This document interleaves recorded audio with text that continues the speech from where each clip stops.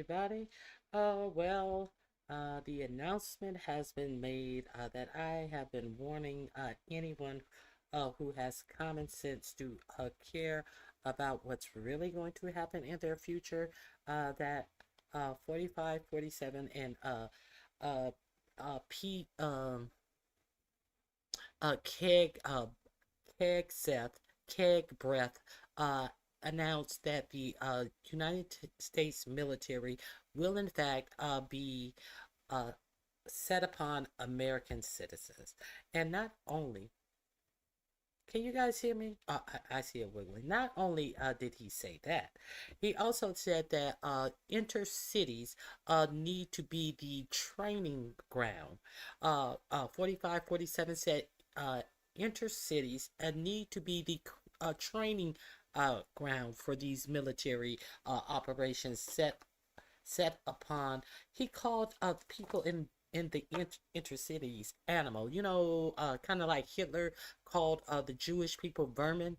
He said that these now we're gonna it's a lot of fact check going on. Hey, Bougie Auntie, hi Liz, Vibrant, and Renee. It's going to be a lot of checking going on. Daniel Berry, thank you all for being here. Melissa King, please hit the like button. Uh, Jackson Street, I appreciate you gifting a membership. I appreciate you so much. Let me see if I missed anyone else. Okay. Uh, were you guys able to watch the address to all of the generals and majors that was made today? Let me see. Turn my volume up. I know it's not showing. My volume's at 100%. I don't know what's going on with my microphone. Let me see. Let me see. Okay. Is that a little better? If it gets better, I'm changing things in the back. Is that better? Is this better? Nope. No, you're saying nope, you didn't watch the speech. Boo, boo, boo, boo, boo, boo. I don't even see it vibrating that much. That's weird. Let me, it sounds good but low, and I have the volume all the way up. Let me take this mic out. How is this mic better? Vibrant? Or was the other mic better? Hey, foot soldier. I don't know if this mic is better. Blah, blah, blah, blah, blah, blah, blah, blah. It's not, it sounds fine to you. It sounds the same. I don't know what is going on because I don't see a lot of verbiation in the uh, around my box either. I don't know what's going on. Okay. You think this might okay. Okay, thank you, Bougie Auntie. So, um, you know, I was just really amazed at the racism that was put out. How they are not going to they're going back to basics, and it's not going to be about the color of your skin. That was the first thing, and all of this wokeism is over. And also something baffling. He was questioned thoroughly about him not thinking that women had a place to fight, actually be in combat in the military with his confirmation. But he said, no, no, no, no, no. I don't mean that. I just don't think standards should be lowered. As if standards are lowered to have black people in the military. Uh, that's his sticking point that if you have black if you have black majors, admirals, and all of this, obviously the standards have been lowered. Now, where remember this from last week what that we were talking about last week and the week before of this Christian nationalist views that is being spoken and actually worked upon in our military. And you also had the Charlie Kirk out here talking about how many people who were unqualified for their jobs, and it just so happened that he only bought up black people. So I guess making America great again is uh, taking America back to Jim Crow era. Now,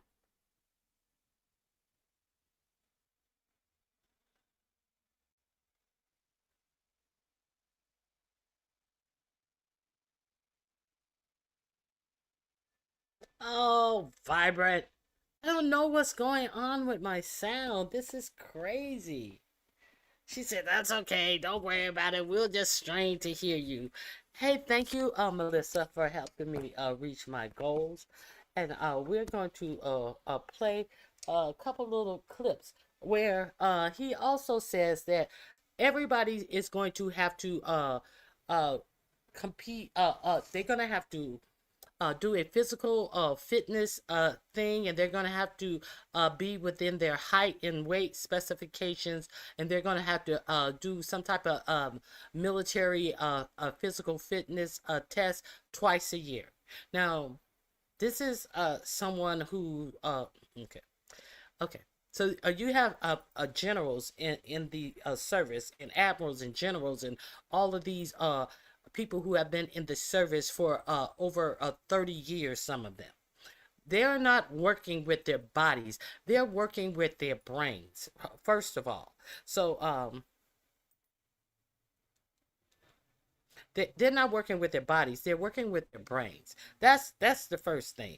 The second thing is that uh, if you look over in Venezuela, I mean in not Venezuela, Ukraine. Most of the war that they have started doing, and Ukraine is making headwinds in this war is by using drones. Drones are not pedaled or flown by the strength of a serviceman's arms or legs. It's they're propelled by brain power, not manpower. So these this is what the military, especially under corporations like Peter Thiel and all of these defense contractors, are changing the way wars are fought.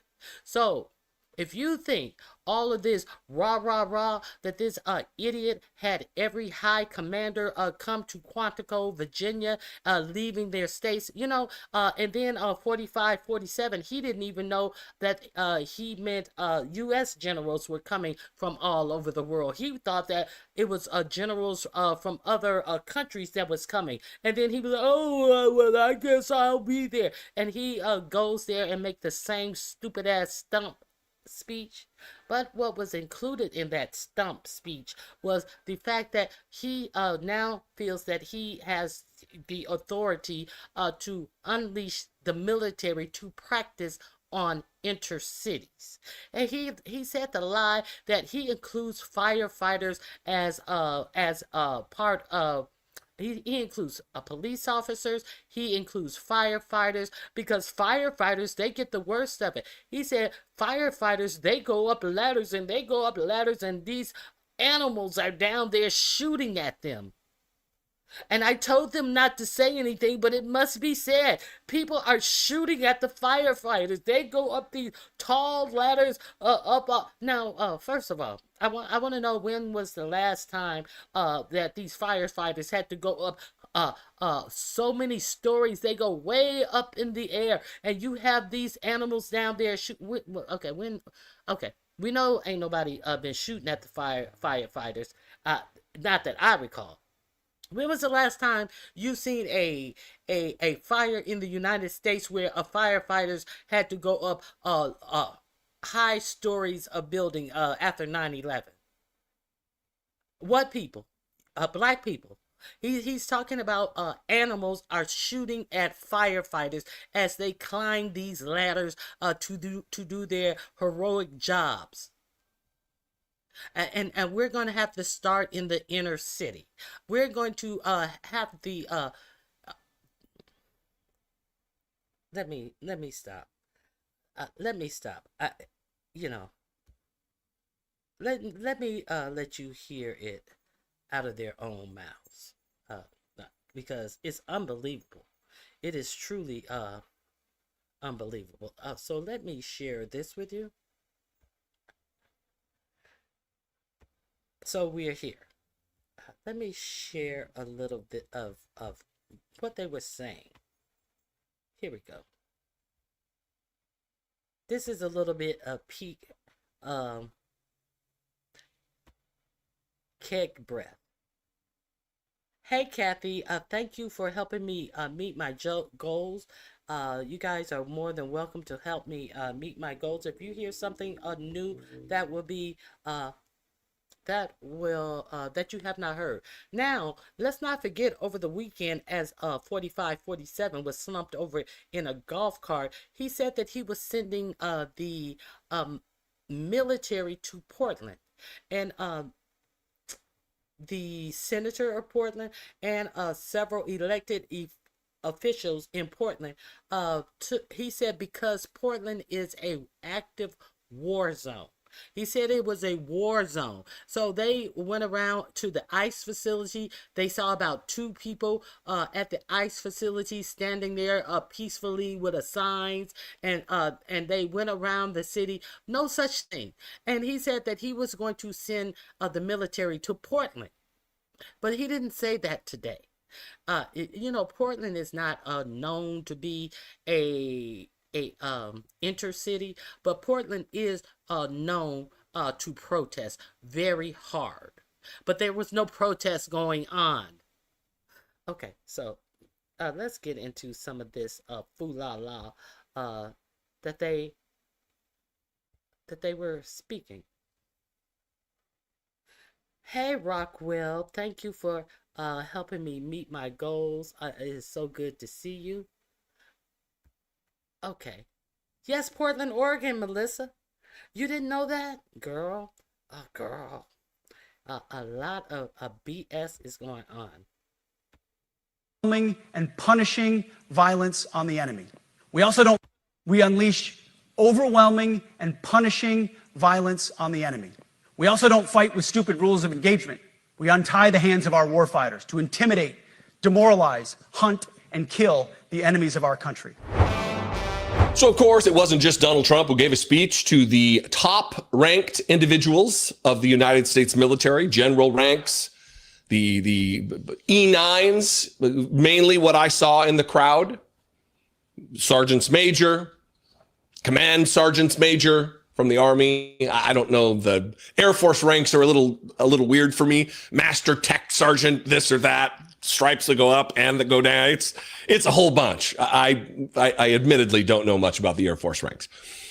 But these are responsible people, mostly. Obviously, there's probably some POS that kind of have not been weeded out, who are racists, who are white nationalists in the ranks. Fewer among officers, though, than there are among enlisted. That's just my experience. And Pete Hegseth gave a rousing, bizarre, insane speech. What he hoped would be rousing, because it was to an absolutely silent room who was just taking in the information from their leader, Pete Hegseth, who had a message that if you disagree, this is, by the way, after he had said a bunch of stuff about how we can all disagree, we can have conversations, and that's what it's all about, to get to the truth. After saying a bunch of that kind of thing, he said this about if you don't like it, you can do the honorable thing and resign right now. Words I'm speaking today are making your heart sink, then you should do the honorable thing and resign. We would thank you for your service. That set the tone and the tenor for the morning.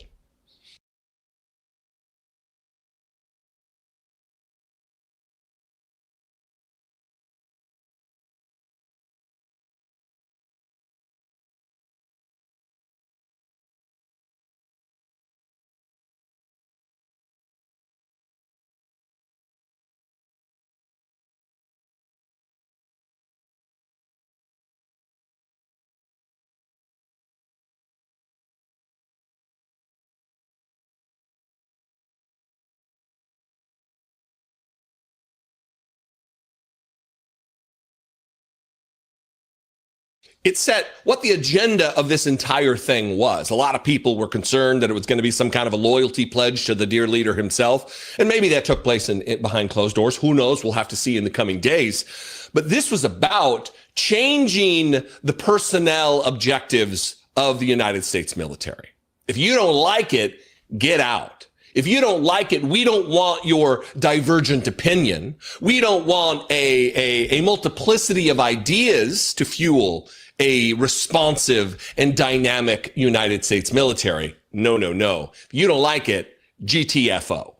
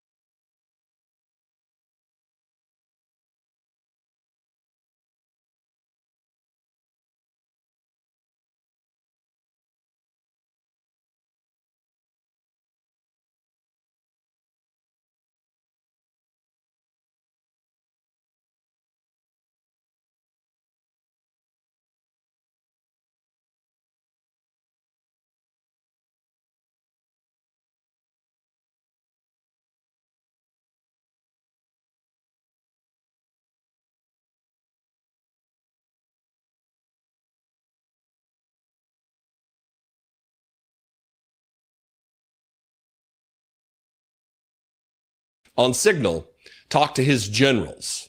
We are preparing every day. We have to be prepared for war, not for defense. We're training warriors, not defenders. We fight wars to win, not to defend. Defense is something you do all the time. It's inherently reactionary and can lead to overuse, overreach, and mission creep. War is something you do sparingly, on our own terms, and with clear aims. We fight to win. We unleash overwhelming and punishing violence on the enemy. We also don't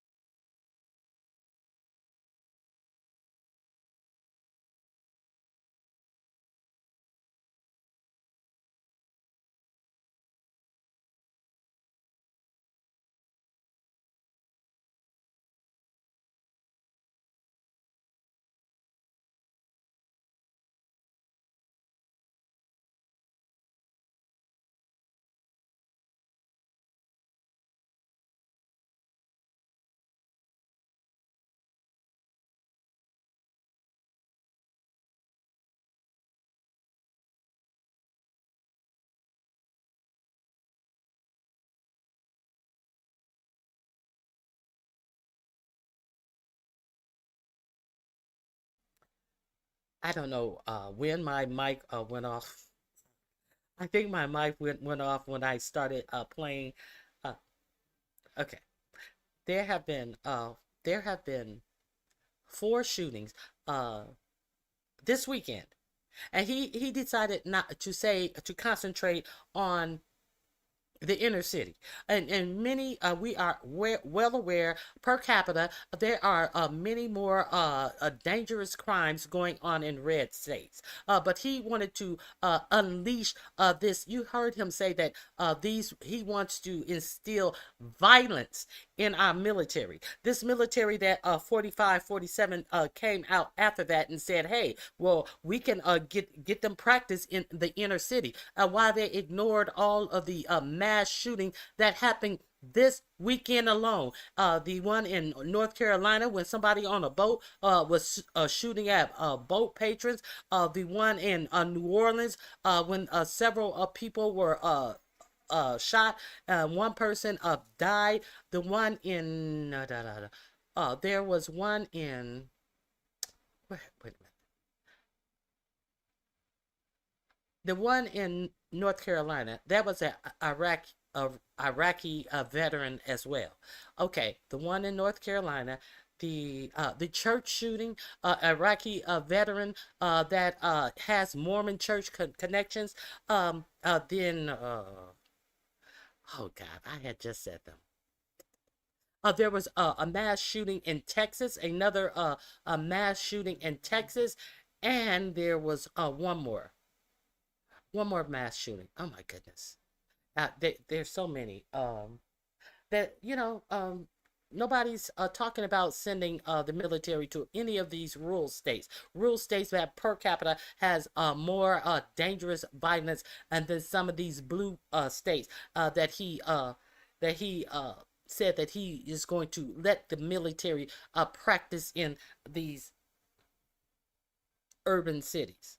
So in addition to this guy who shot up the church and then burnt it up, and then he crashed into the church. This man right here, a former Iraq veteran, with his big two American flags. I'm American. I'm a patriot. Two huge flags bolted bolted somewhere in the back of his truck so they can fly as he drive, and you can understand that he's a patriot. You know, all this patriotic bullshit they tried to sell you. He got out the truck and then start shooting at people, and then he had also had accelerants to burn up the church. But no, he has a former. This was a Church of Latter-day Saints church. He had some type of relationships with the Church of Latter-day Saints. You know that they are out of Utah. I don't know if he's lived in Utah or if he's only went to a Church of Latter-day Saints in another state. But let's talk about Utah. Let's talk about we ain't even talking about the guy who shot Charlie Kirk. We're gonna talk about the guy who used 911 and kept hanging up. 911 hang up. And you know that they're going to send the police officer because they don't know if someone is really trying to get a hold of 911. That a good way to get 911 to come out to your house is keep calling and hanging up. So the guy is trying to find the house. A neighbor said the cop is trying to find the house. A neighbor said, he asked, hey, did you call? He happened to see a neighbor outside. It was late at night and the neighbor was just coming home or something. And he said, did you call? He said, I'm trying to find this call. So the neighbor was really upset because he had just talked to the officer, and then the officer went around the corner and found the house, and him and another officer were shot dead. Are they talking about this? This happened a couple of months ago, but you ain't heard shit about this on the national news because they don't want you to understand how dangerous they are. This is in Utah. He's facing the death penalty. He also injured a police dog and another police officer. But they want to talk about you, about the inner city. and how glad people are that they are coming to the inner city. If you don't know about that, I'm just giving you that information. Okay. When Pete started giving his speech about half a minute, it went off.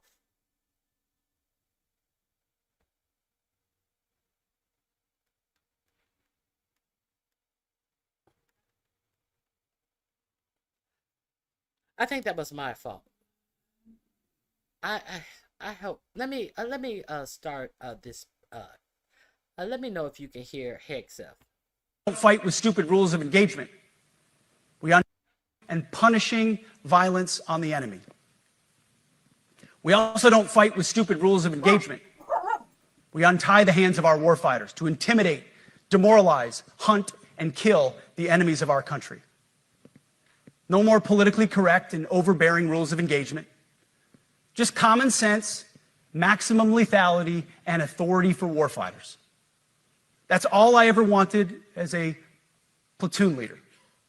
Stupid rules of engagement. We untie the hands of our warfighters. No more politically correct and overbearing rules of engagement. That language might be normal in some other context, but not coming out of the mouth of Pete Hegseth, who has literally defended people who committed war crimes, murders in a forward operating area, the unjustified shooting, killing of civilians, women and children, Pete Hegseth has defended. And he drives the point home when he says, we all serve at the pleasure of Donald Trump. You have seen, and the media has obsessed over, I have fired a number of senior officers since taking over. The previous chairman, other members of the Joint Chiefs, combatant commanders, and other commanders. The rationale for me has been straightforward. It's nearly impossible to change a culture with the same people who helped create or even benefited from that culture. Now, the Joint Chief of Staff was C.J. Brown. Hey, Jill's comfort zone, a black man, a 4-star general who was replaced with a 3-star general that they had to wait to get classified for that position. Why? Because he was unqualified for that position. So he's telling you that he can't that he got rid of them because they may have just gotten the position because of these lack qualifications that allow him. He's saying that he was not qualified for his position based upon the military having diversity, equity, and inclusion. So that may be what got him his job. But they give his job to someone who they know is wholly unqualified, and they want to talk about meritocracy. Is the way that you're going to advance in this military. If you don't know now, you know. If you don't know that they got rid of the head of the Navy, they didn't give C.J. Brown a reason for hiring him, the black Joint Chief of Staff who has been in the military his whole adult life, got fired by this drunk with no reason and didn't have to give a reason. The first female leader of the Navy was fired with no reason given. But see who they're replacing them with. Look at who they're replacing them with. And you know what? And you know what?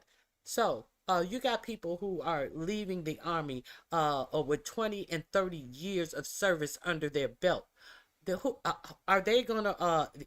Who are they replacing these people with? We know that Hegseth has that white power big tattoo on his chest. He said it is a Christian, some type of Christian, some shit. The Christian, what do they call that? Some type of Christian tattoo on his chest. Oh my God, what is the name of that tattoo? And it's no better than the white supremacist tattoo. What do they call that? The Christian. Oh my God, I forgot what they called that. He's DEI, all of them underachievers, and they only got by because of their skin color. Of course they are. Christian Crusades. He actually tried to act like he was insulted because someone called out his white nationalist, his Christian nationalist tattoo, and then he had the audacity to be insulted. This is a Christian's a crusade tattoo and blah blah blah blah blah. Well, isn't that the same motherfucking difference? Aren't the Christian crusades the same motherfucking difference? This is the one I meant to tell you guys about this last week. He made the honors and the medal of the people who I think it's called Standing Rock, who killed all of those Native Americans. What is it? A rites of passage tattoo, maybe. No, it's like yeah, it's Christian My Foot. Exactly, Christian My Foot. Uh, at let me see. I think it's Standing Rock. No, it's not.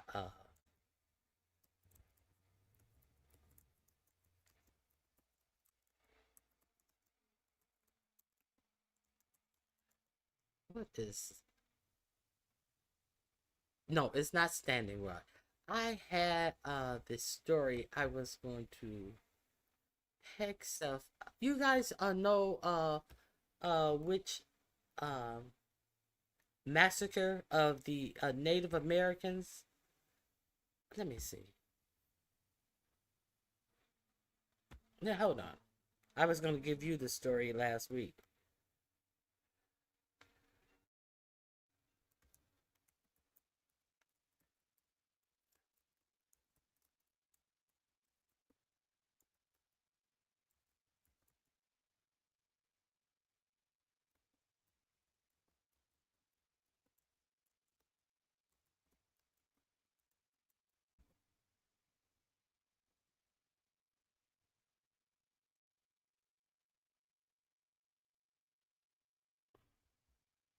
Let me see. No, it's not the Kelly Creek. Uh, Wounded Knee. Wounded Knee. Now, um, uh, let me get into this. He is going to make those medals permanent. Under our last defense secretary, they voted to make those permanent, but he did not. Let me see. Hold on.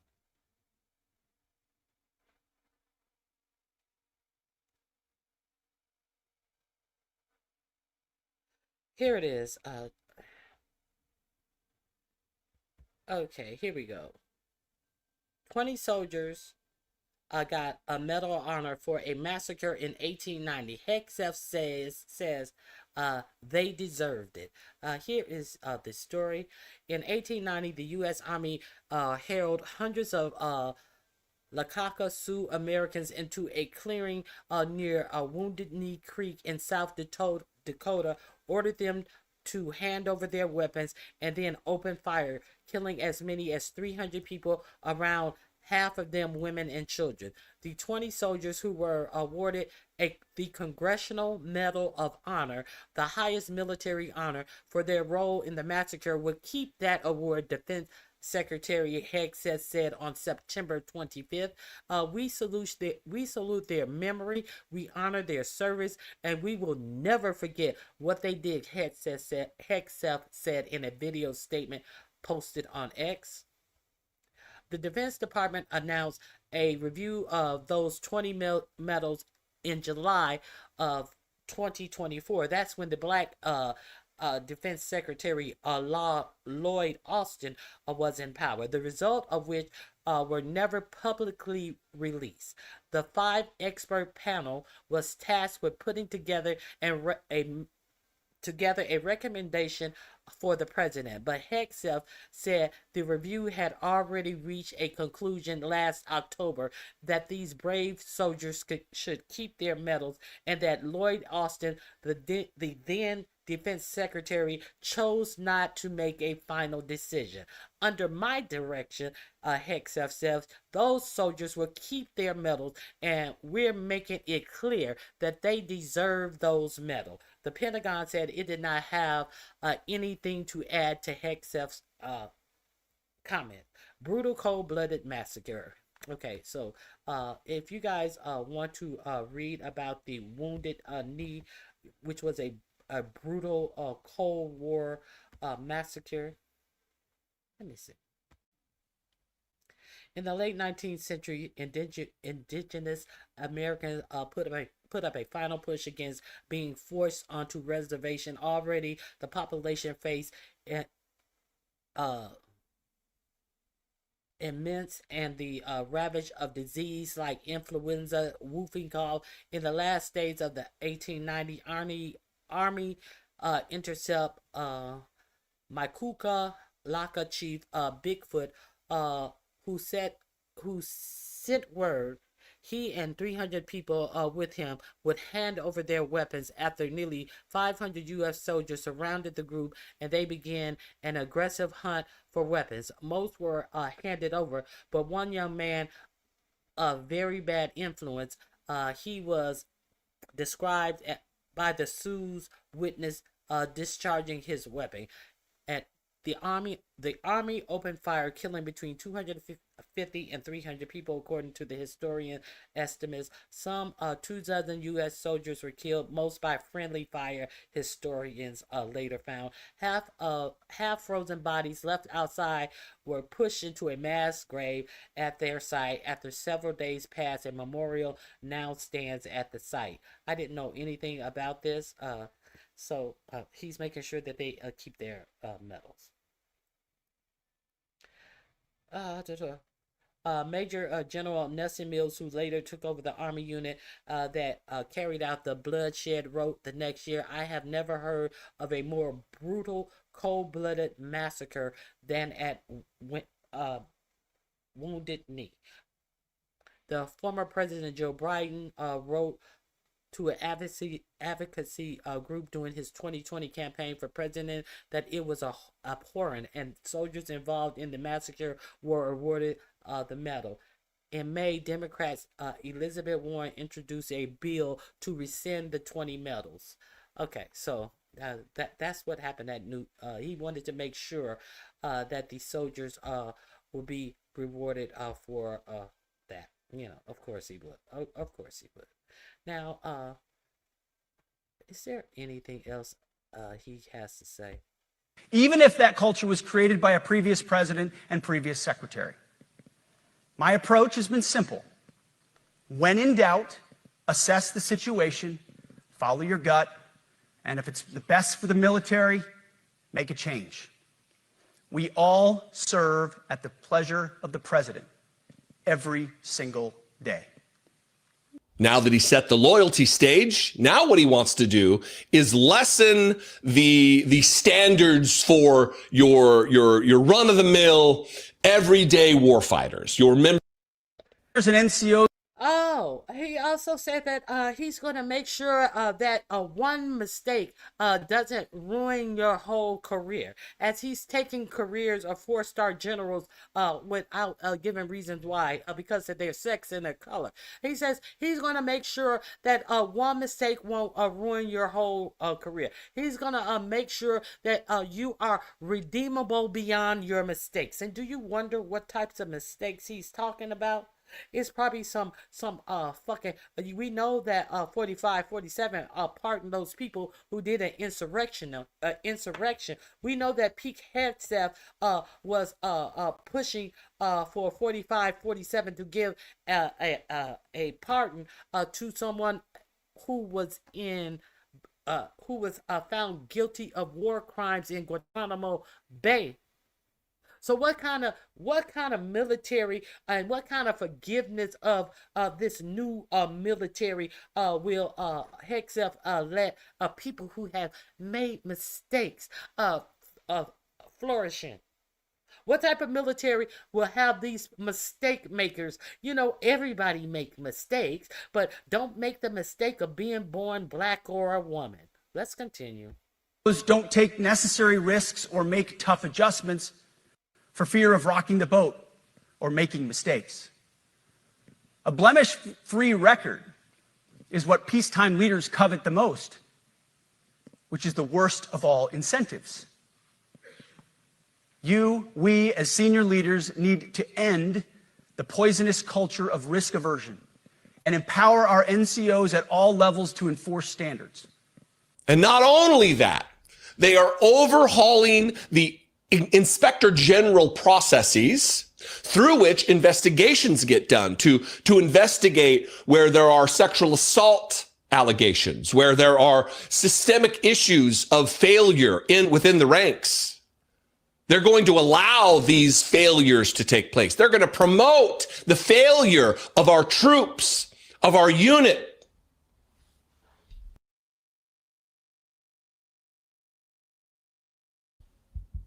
And if you don't believe me, just listen to Pete Hegseth. We are overhauling an inspector general process, the IG, that has been weaponized, putting complainers, ideologues, and poor performers in the driver's seat. We're doing the same with the equal opportunity and military equal opportunity policies. With the EEOC, equal opportunity employment. Oh, okay, so this is what they are turning our military in.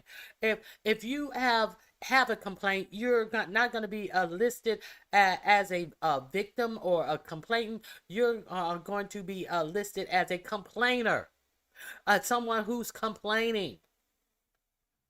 And we know how these sexual assault cases have been ignored in the military at large. The EO and MEO at our department.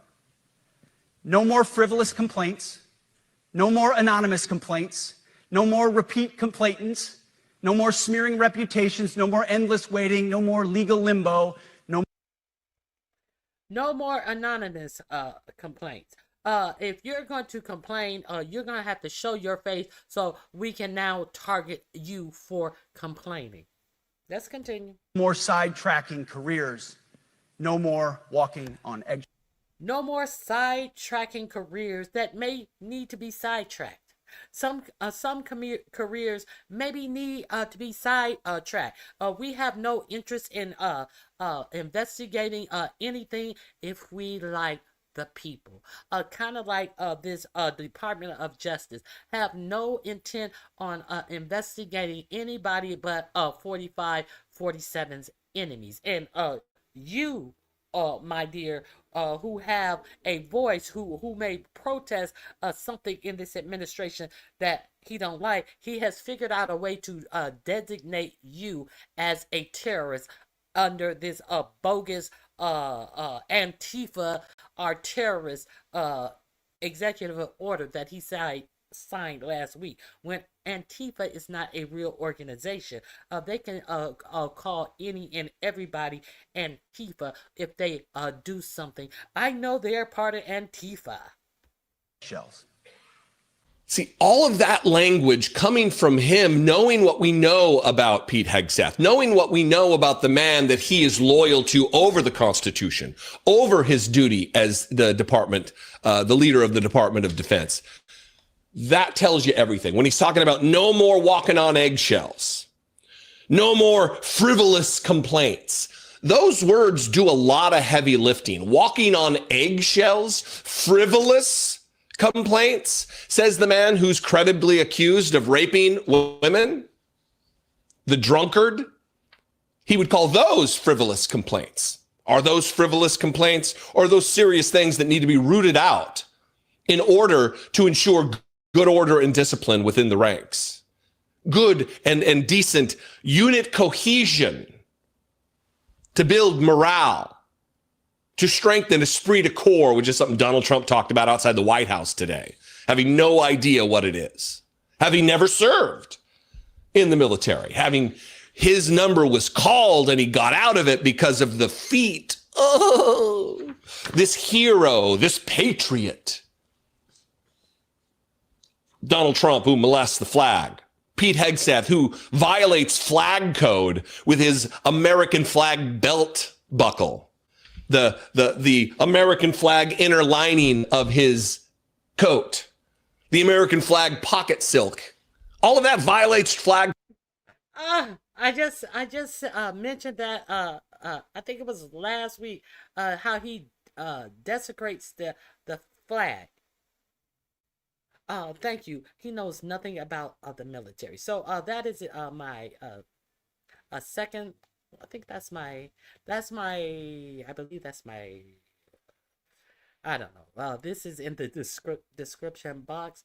Now, let's get on to what 47 when he realized that it was going to be our head brass who was going to be in a position with the defense secretary, the Secretary of War, should I say, the Secretary of War with their warrior ethos and their war fighting abilities and blah, blah, blah, blah, blah. It was in the same place as the President of the United States, who was in the same place as all of our top military brass. And this is the first time it is unprecedented for all of these top brass to be called to one spot, and then the president decides to go over there and give a stump speech. Let's hear what this. Let's hear what he had to say. Let me share this with you.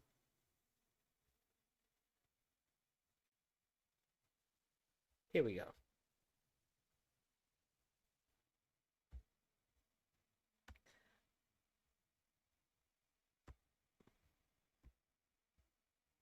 United States military against American citizens who simply.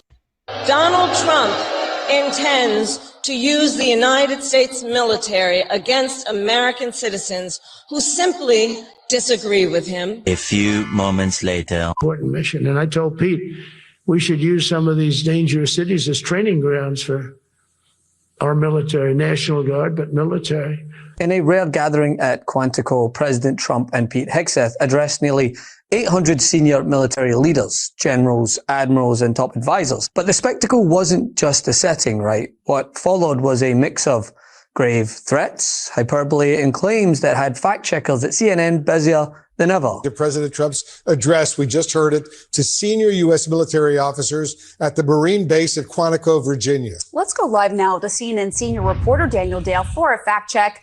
All right, Daniel, what stood out to you? There were just so many false claims. And I say that after essentially every speech, unfortunately, from President Donald Trump. But I think this is notable because of the audience. He was telling a lot of lies, saying a lot of other inaccurate things, regardless of his intentions, to the U.S.'s top military leaders. Trump arrived on stage and he set the standard pretty early. It was unabashed allegiance, or as he said, if anyone wanted to get up and leave, they could, but it would cost them their rank and potentially their career. Fantastic job. I've never walked into a room so silent before. This is very, don't laugh. You're not allowed to do that. You know what? Just have a good time. And if you want to applaud, you applaud. And if you want to do anything you want, you can do anything you want. And if you don't like what I'm saying, you can leave the room. Of course, there goes your rank, there goes your future. So he was expecting to be welcomed with a round of applause, like he was at a Trump rally, even though he did speak like he was at a Trump rally. So he was dismayed. Like I didn't get an applause, and I will threat. If you do not agree with me, you will lose your rank and your career. but you just feel nice and loose, okay? Because we're all on the same team. And I was told that, sir, you won't hear a murmur in the room. I said, we had to loosen these guys up a little bit. So you just have a good time. But I want to thank... So coercion, leverage, yeah, it would all lead to the message at hand, which was a war from within. Trump went on to name cities like San Francisco, Chicago, New York, and Los Angeles as targets in this fight. And if geography isn't your strong suit, yeah, they're all cities in America, which he claimed could be treated as training grounds. I mean, what they've done to San Francisco, Chicago, New York, Los Angeles, they're very unsafe places, and we're going to straighten them out one by one. And this is going to be a major part for some of the people in this room. That's a war, too. It's a war from within. Controlling the physical territory of our border is essential to national security. We can't let these people in. Fire department. I always put the fire department in because they're great. They're great. And I got 95% of their vote, too. That helps. When you get 95% of their vote, you always have to mention them. But they're great. And they're brave in our inner cities, which we're going to be talking about, because it's a big part of war now. It's a big part of war. But the firemen go up on ladders, and you have people shooting at them while they're up in ladders. I don't even know if anybody heard that. And I said, don't talk about it much, but I think you have to. Our firemen are incredible. They're up in one of these ladders that goes way up to the sky, rescuing people, and you have animals shooting at them, shooting bullets at firemen that are way up in death territory. You fall off that ladder, it's over. Move out and draw fire, because we are the War Department. Godspeed. Room, attention. No applause. No round of applause. Okay. Hold on a second. Hold on. Let me see if we have a little bit more. Idea that he's reversing inflation, again, false, and exaggerations about military readiness. Telling a lot of lies, saying a lot of other inaccurate things, regardless of his intentions, to the U.S.'s top military leaders. So I want you to listen to something he said about former President Joe Biden and Biden's comments about the U.S. military. I go around bragging about that. I said, we have the strongest military anywhere in the world. I say it. You never heard Biden say that. You never heard him say anything. But you never heard him say, did you ever hear him say, we have the strongest military? He doesn't say that. I say it. President Biden said that over and over. This took me about 5 seconds to find on Google. One sample quote from 2023. Our U.S. military, and this is not hyperbole, I've said it for the last 2 years, is the strongest military in the history of the world, not just the strongest in the world, in the history of the world. So this is just one of many such quotes from President. He also said that this is not unique for, let me make sure my mic is on. He also said that this is not unique for a president to, without invoking the, oh my God. What is it? I think it's the Posi, what is it?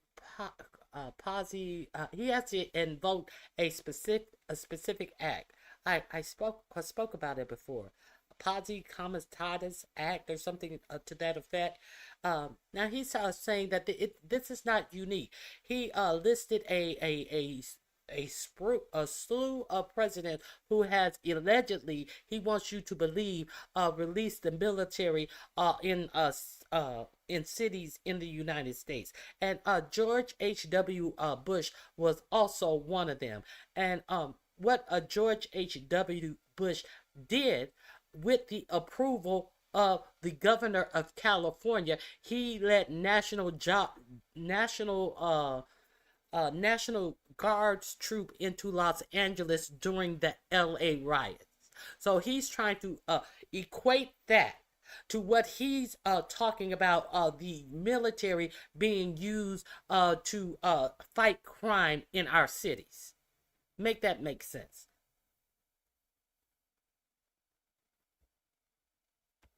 Biden. And he made another false claim about President Biden and the military, falsely claiming at another point in the speech today that President Biden had suggested early in this term that he could get rid of the Space Force established under President Trump. Listen to that quote. The Space Force turned out to be a very important thing. I said from the beginning, you know, when Biden came into office, he wanted to terminate it. He said, and this thing called Space Force, so we could get rid of that. And he got hammered by the people in this room for even suggesting it, because it's very important. President Biden never said that. President Biden never said that. That did not happen. What did happen in the first weeks of President Biden's term is that his then White House press secretary, Jen Psaki, offered what seemed to be a snarky or dismissive response to a question about what Biden planned to do about the future of Space Force. But that wasn't Biden himself. Even Psaki never said he was going to get rid of it. And she said the very next day that they were not getting rid of Space Force, that they. So it's called the Posse Comitatus Act. The acts that allow the invocation of military forces in the streets of the United States. So he has not invoked that. The Posse Comitatus Act prohibits federal military forces from participating in civilian law enforcement activities unless specifically authorized by the president. These acts have been invoked in various instances, including during civil unrest and protests to maintain order and protect public safety. I don't think that's right. You know that. You know that Google lies.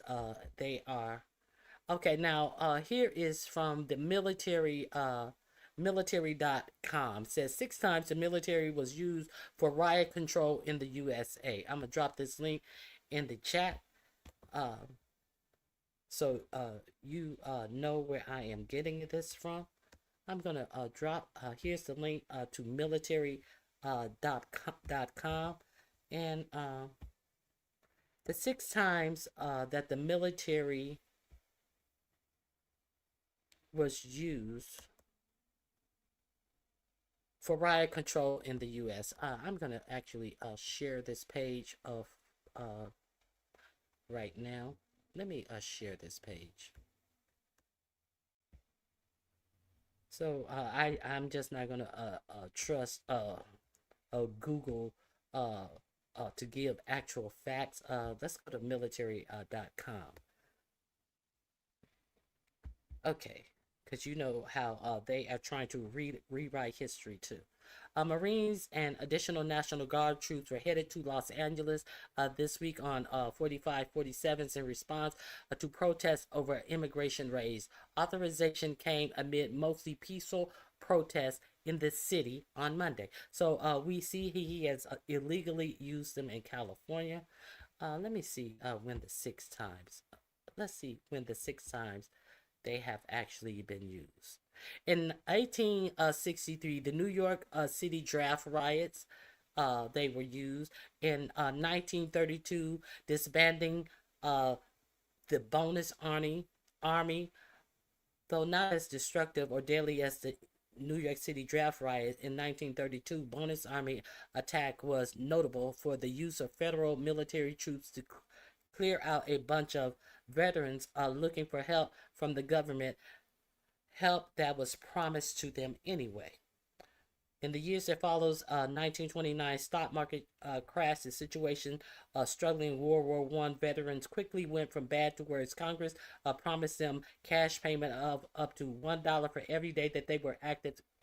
They were active in service, to a maximum of $500.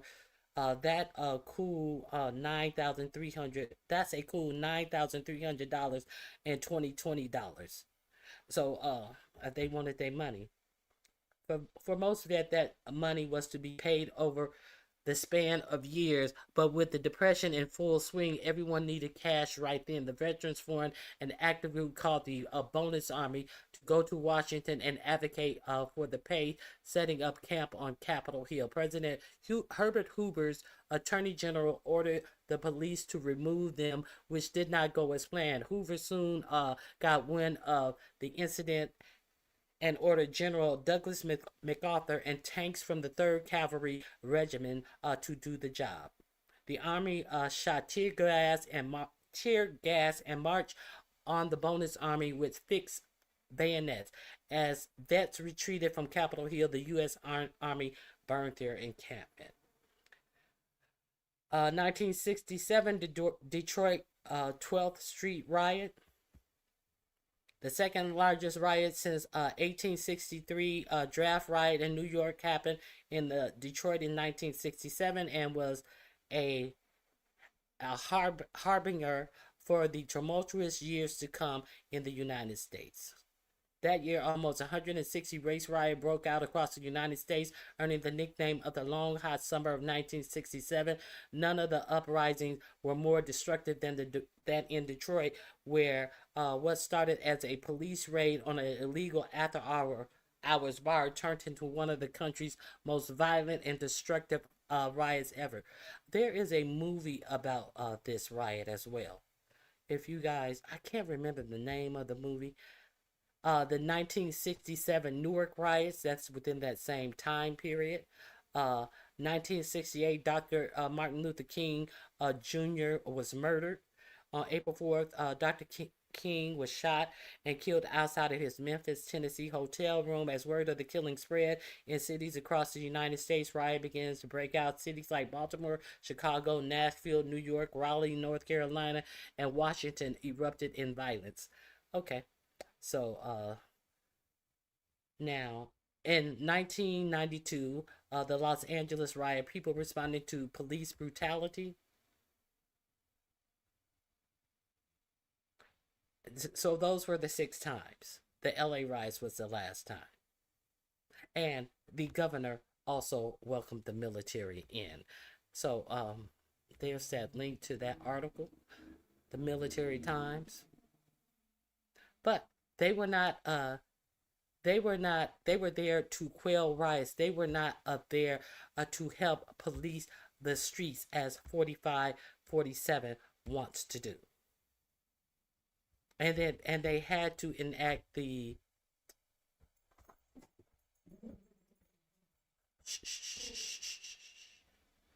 my dog is getting upset. The Posse Comitatus Act to actually bring them into the cities. So let me get back to some more of this fact checking and some more of what 45-47 was declaring in his speech.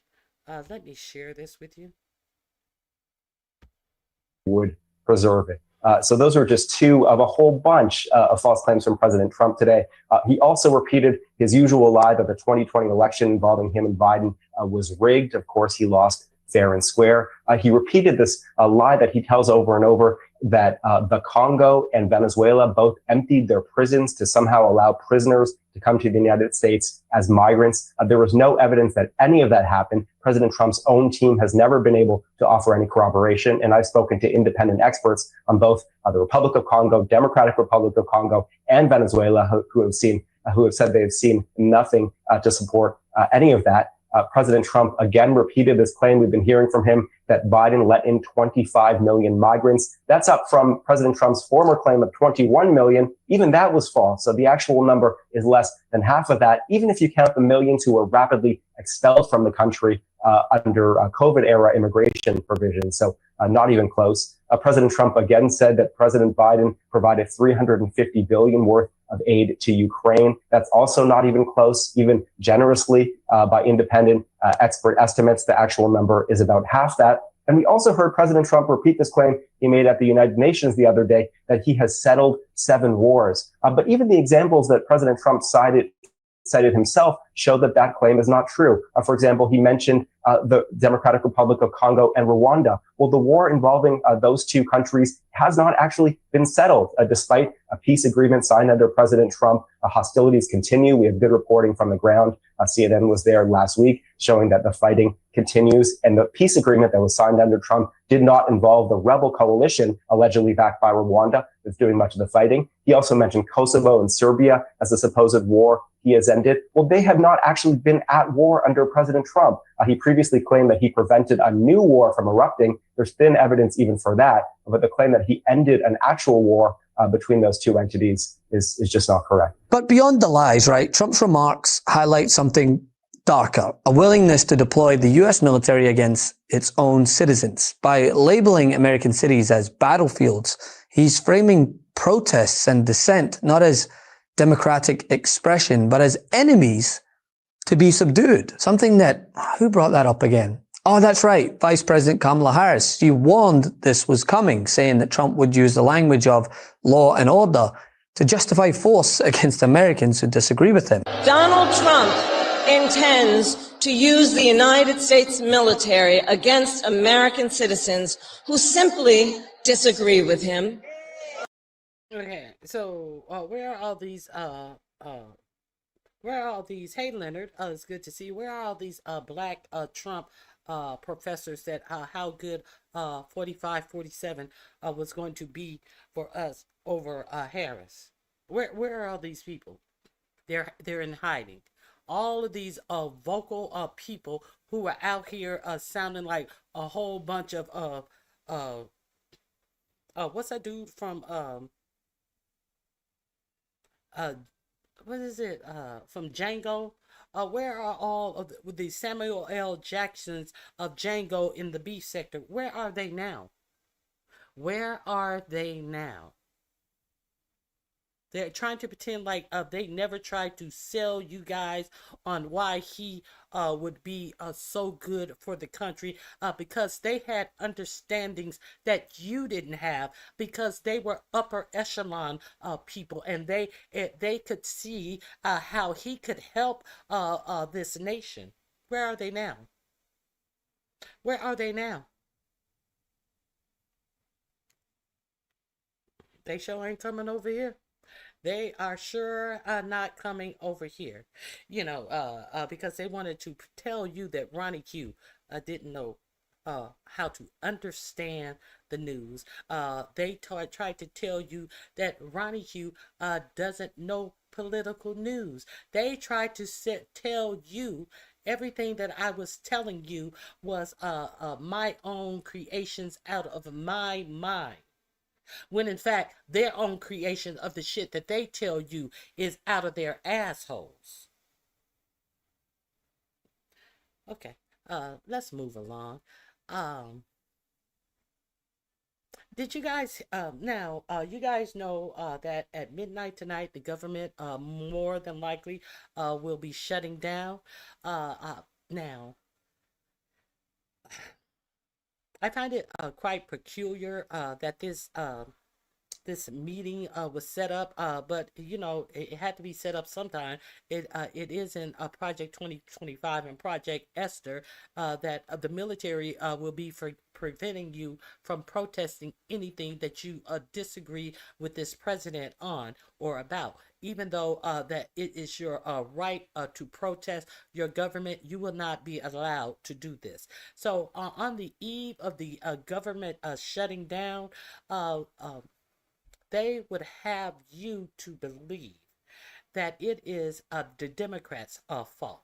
Now, the Democrats are trying, and I belatedly trying. They should have tried this before they let the bill pass. Chuck Schumer, who was talking about, well, if the government shuts down, they'll be able to do anything they want and cut any programs that they want. The same thing that they're telling you now, Chuck Schumer. You're telling us that they have the bill passed and they still are talking about cutting programs. So why did you let them pass the bill under the guise that, oh well, if we shut the government down, they're gonna continue to do whatever they want to do, Chuck Schumer. And so when you had the chance to fight off this monstrosity of a bill, you did nothing. But you took 9 other people with you that voted to allow the bill to pass to be further voted on. That's what you did, Chuck Schumer. So now, Chuck Schumer, he was still pushing out some 7 to 10 day extension, which would give them a chance to negotiate with the right. Do you think that they are going to negotiate with you? Why would they negotiate with you when you vote to leave the government open for 10 to 7 days? They're not going to negotiate with you. Last week, I was telling you 45, 47 had refused to even meet with Chuck Schumer and Hakeem Jeffries. But sometime over the weekend, somebody got in his ear and they said it would make him look bad because he was the one refusing to meet with them. So he met with them Monday. And after he met with them Monday, he put out a fake AI little video showing Chuck Schumer and Hakeem Jeffries with a sombrero on, saying that they wanted to ensure that illegal immigrants would get Medicaid, so that they were asking for so much money to ensure that illegal immigrants could get Medicaid, and then had Chuck Schumer out there cursing up a storm. A whole AI video. So let's be clear. What Chuck Schumer and Jeffries wanted, they wanted the Affordable Care Act rates that are set to expire. They wanted to keep those same rates, and this is why they saying that they are fighting for your insurance. They're fighting for health care because they don't want the Affordable Care Act credits to disappear on October 1st. So, and listen, I'm so sick of these goddamn Democrats with they bullshit. I am so sick of them. Every time they get in power, they talk about this working across the aisle shit instead of just ramrodding some shit through. There should be no reason, after Biden has been in office for 4 years, that the Affordable Care Act is about the money for the Affordable Care Act is about to expire in October the next year after he's not a president in the first motherfucking place. That's what I'm going to say. In the first place, it shouldn't be ready to expire. I'm so sick of these motherfucking Democrats, and you guys are going to be as sick of these motherfucking Democrats as I am, because this shit is retarded. This shit is retarded. And if you want to take money from APAC, go do something that APAC is going to pay you for, because I am sick of these motherfuckers acting like they cannot do what is best for the people in the United States, because they so beholden to somebody who's getting all our United States tax dollars. And you can't look up at Israel and see that all of their people already have universal health care, and here you come in the midnight hour trying to ensure that the tax cut that Obama put in are not going to increase and have people paying up to 80 or 90% more, and possibly more than likely losing their health care at the midnight hour. The fuck out of my face. I'm so sick of these motherfuckers. Anyway, so to combat or Hakeem Jeffries and fucking the other motherfucker, Hakeem Jeffries and Chuck Schumer are talking about.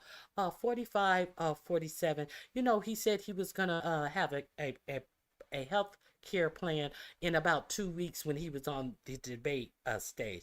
He also said when he was in office the last time that he was going to have a medical plan in 2 weeks when he was actually in office. And Biden has been in office. The election has come and gone.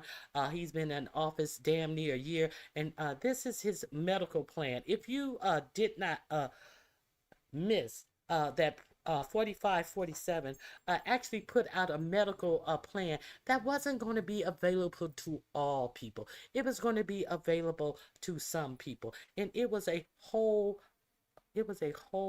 fake ass medical plan that QAnon had introduced, talking about med beds, that you can get in this bed, and it's like a glass bed, and it covers you like a cocoon, and once you get in that bed, everything that ails you is automatically gonna be fixed, and it's called med bed. Now QAnon reported it as some type of alien type of a medical plan or something to that effect. And this motherfucker, you know, his daughter-in-law has a show on Fox. He did not realize that this was a AI generated report with his daughter-in-law, Laura, doing a bogus interview. So this is the best that 45, 47. Hey Kiva,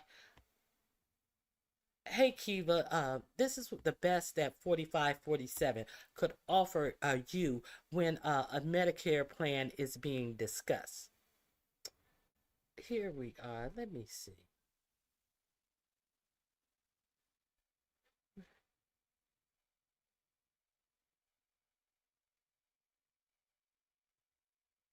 Here we go. Let's check this out.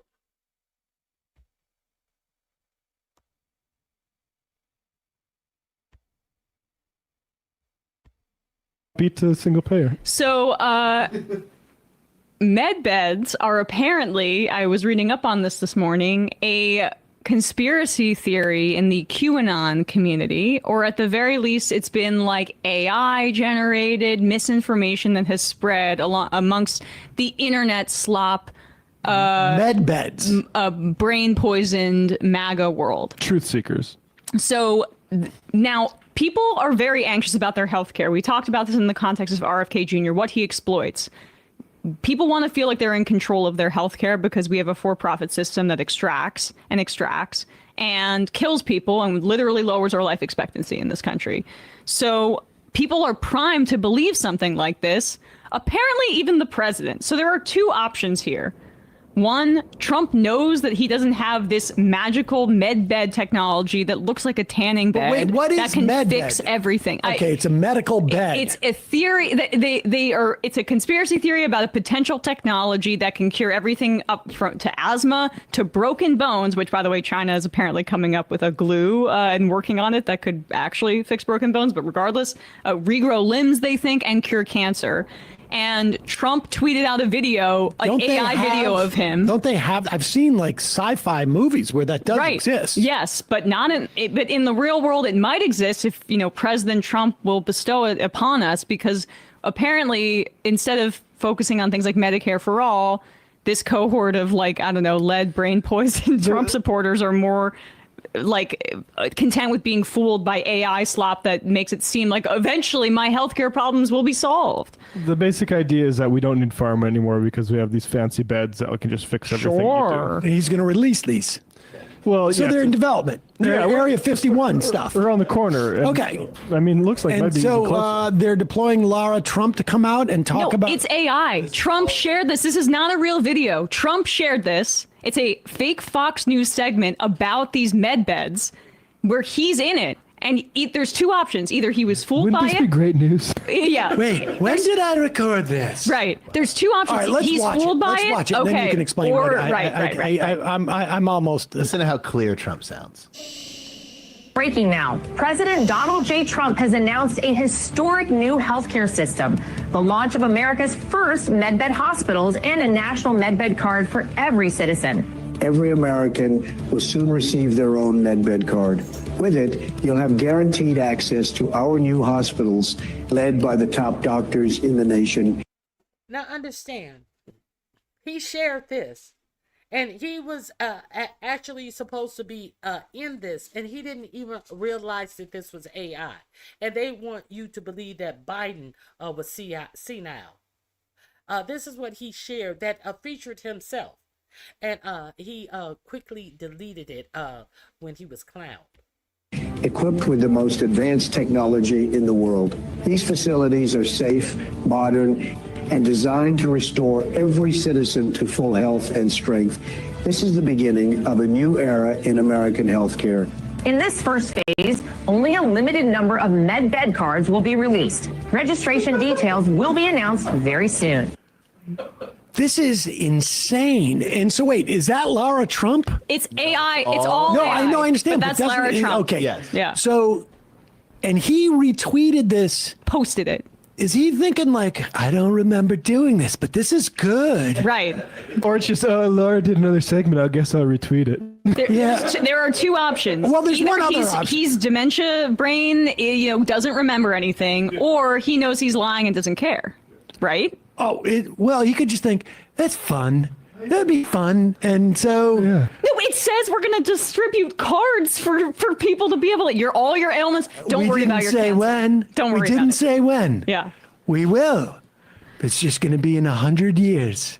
It's just, this is, I know that we turn everything into the Democrats, but this is really a failure of the Democrats. This is a failure of the Democrats, okay? Well, because if we had a Medicare for all agenda, people would be actually talking about healthcare, and you wouldn't have this grifter lunatic like saying, I'm going to send out special cards to cure your cancer. Don't worry about it bankrupting your family, and have some boomers on the internet, I'm sorry, who maybe aren't that literate about this kind of thing, being like, it's happening.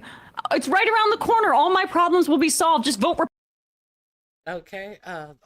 I don't know if you guys saw that. I think I am still within my child. I am still in my goals period of this broadcast. I don't know if everybody are up on this. I also want to share something very important with you guys as well. Let me find it again. I have it up here. I want to share. Where is it? It is. I think it is right here.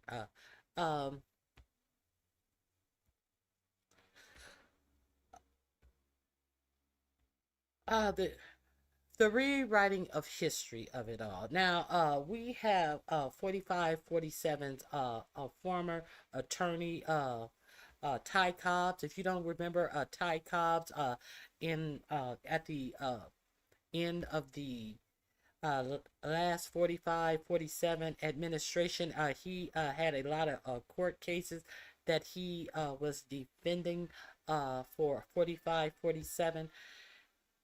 Now, I talked to you last week about rewriting history. I have talked to you prior to that about going through the Smithsonian and having them take down things that 45-47 thought that was too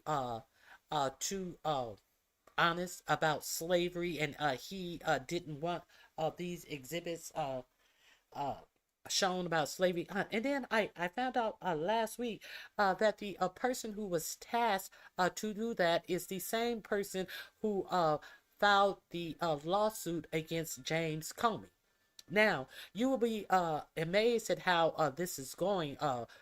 This lawsuit that was filled in with ink pen in many of his pages by the clerk, because this is how this a person with no merit who used to be in 45, 47's beauty pageants. You know those beauty pageants that 45, 47 admitted on Howard Stern's show that he would just go in and they would be half dressed, half undressed, and he would go in under the guise of him having to check out these beauty pageants.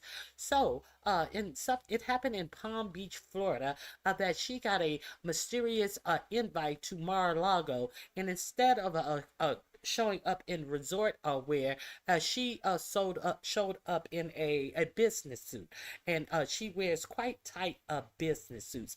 And 45, 47 allegedly said, "Hey, who is that over there?"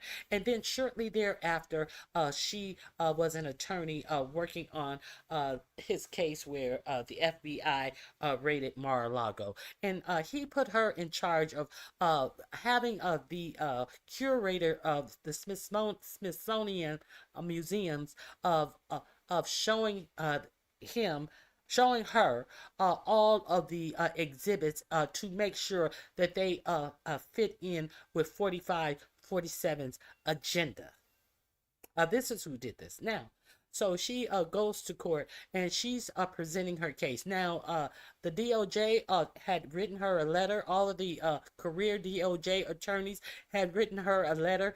The prior DOJ attorney who was tasked with bringing a case against Comey and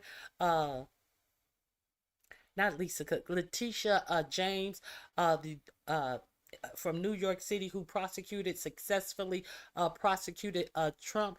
He had already told Pam Bimbo that there was no case on Comey to prosecute.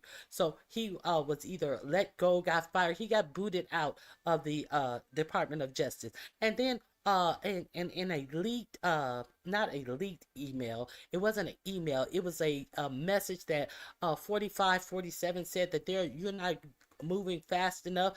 I've read about 30 tweets from people who said that Comey and Letitia James and Adam Schiff should be prosecuted. I know the perfect person. And then that boom, that email disappeared, and email came out where he said, "Oh, Pam Bimbo is doing such a good job," and blah blah blah blah blah blah blah. And then miraculously, the person that he recommended in the deleted email was appointed to case. And then because they only had 8 days to bring that case under statute of limitations, so hurriedly there was a grand jury that was assembled, and 2 of the 3 cases, they said that the grand jury agreed on 2 of the 3 cases should be prosecuted.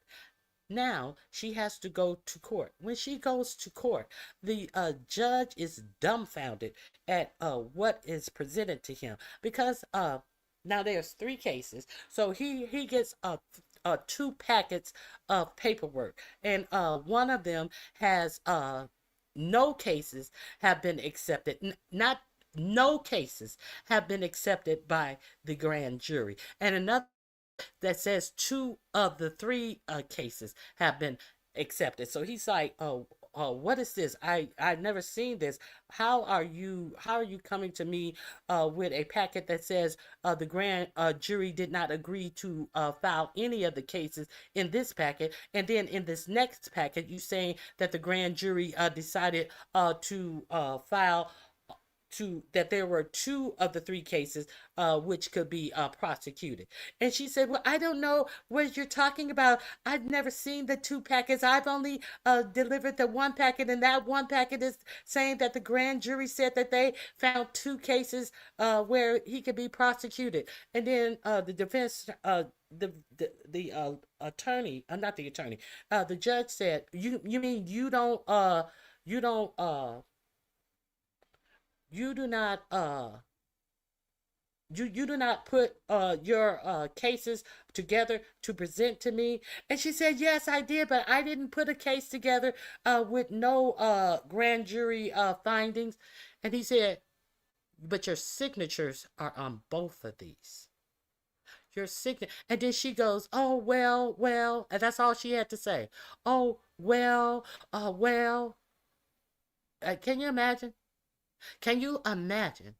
And no other attorney from the DOJ office showed up with her. She showed up alone, which is very peculiar. That no one would put their face in a courtroom to possibly lose their law license of this of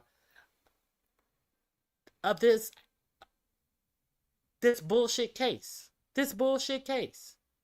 And when she so did the grand jury find that she that he should be tried on anything? Because how you got something that says they didn't find nothing on any of the causes, and then you got something that says they got that they found on 2 of the causes, and the judge is the one who got to bring it to your fucking attention, and you cannot deny that you didn't sign both of them. So which one is the real one?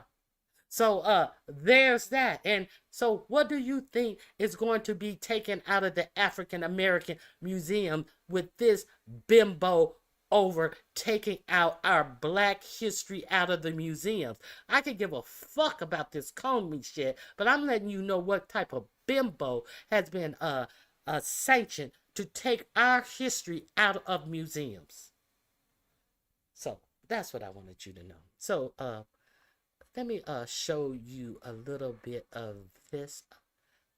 Ty Cobbs. This is 4547, a former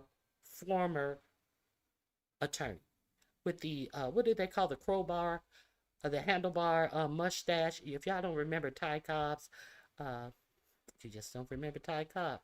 Let's see what he has to say. Trump is.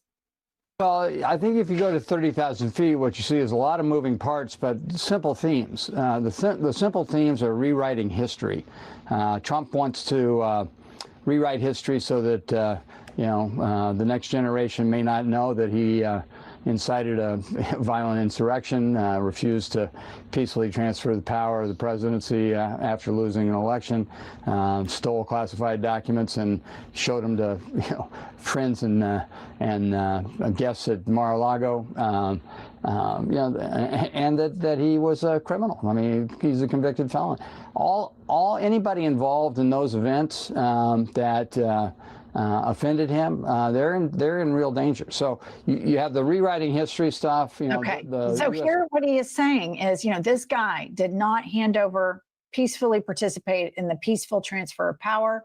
It's revisionist history, and anybody who has ever called him out and anybody who has ever spoken poorly of him is in real danger, because he arrived at the Oval Office with an enemies list, and Donald Trump is surrounded by morally depraved people that their number one identity is whatever I can do to make Kanks happy, which is crazy. That includes the Department of War Secretary, the unqualified Pete Keg Breath. Now, let me see if there's more from Ty Cobbs. Here we go. Are just leaving the market bananas. Put up the first one, Kylie. In this one right here, he says, in order to make North Carolina, which has completely lost its furniture business to China and other countries, great again, I will be imposing substantial tariffs on any country that does not make its furniture in the United States. Details to follow.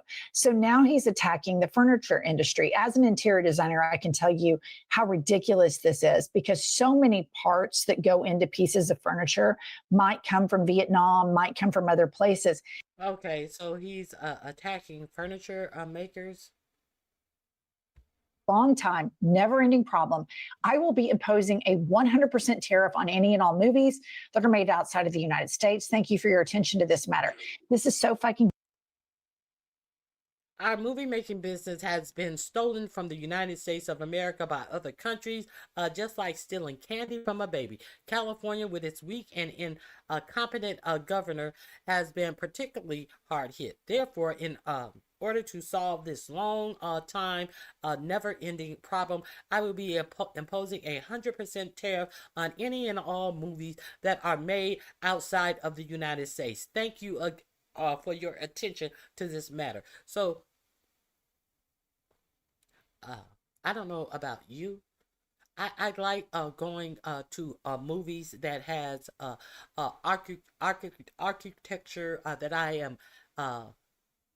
I enjoy, that I love seeing, that I don't see enough of. I am tired of these uh I am tired of these sound stage sets. I am tired of seeing trailer parks and rundown American cities. I would prefer to see when I go to the movies to actually be taken away from the trash architecture that is America. We're going to talk about the trash agriculture as well. So if you didn't know that, your movies are going to 100% of tariff on any and all movies that are made outside of the United States, as if going to the movie is not expensive as it is. Now, I think it's one more thing. Now, if you didn't know, Eric Adams has dropped out of the mayoral race that he was in single digits to win, to lose in the first place, shall I say. Now, we know that 4547 offered him a get out of jail free card. We won't prosecute you as long as you uphold our ICE.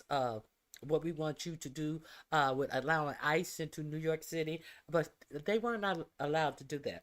They told him, we're gonna drop the case, but we expect this of you. And Tom, I take $50,000 in lunch bags to give you contracts in the potential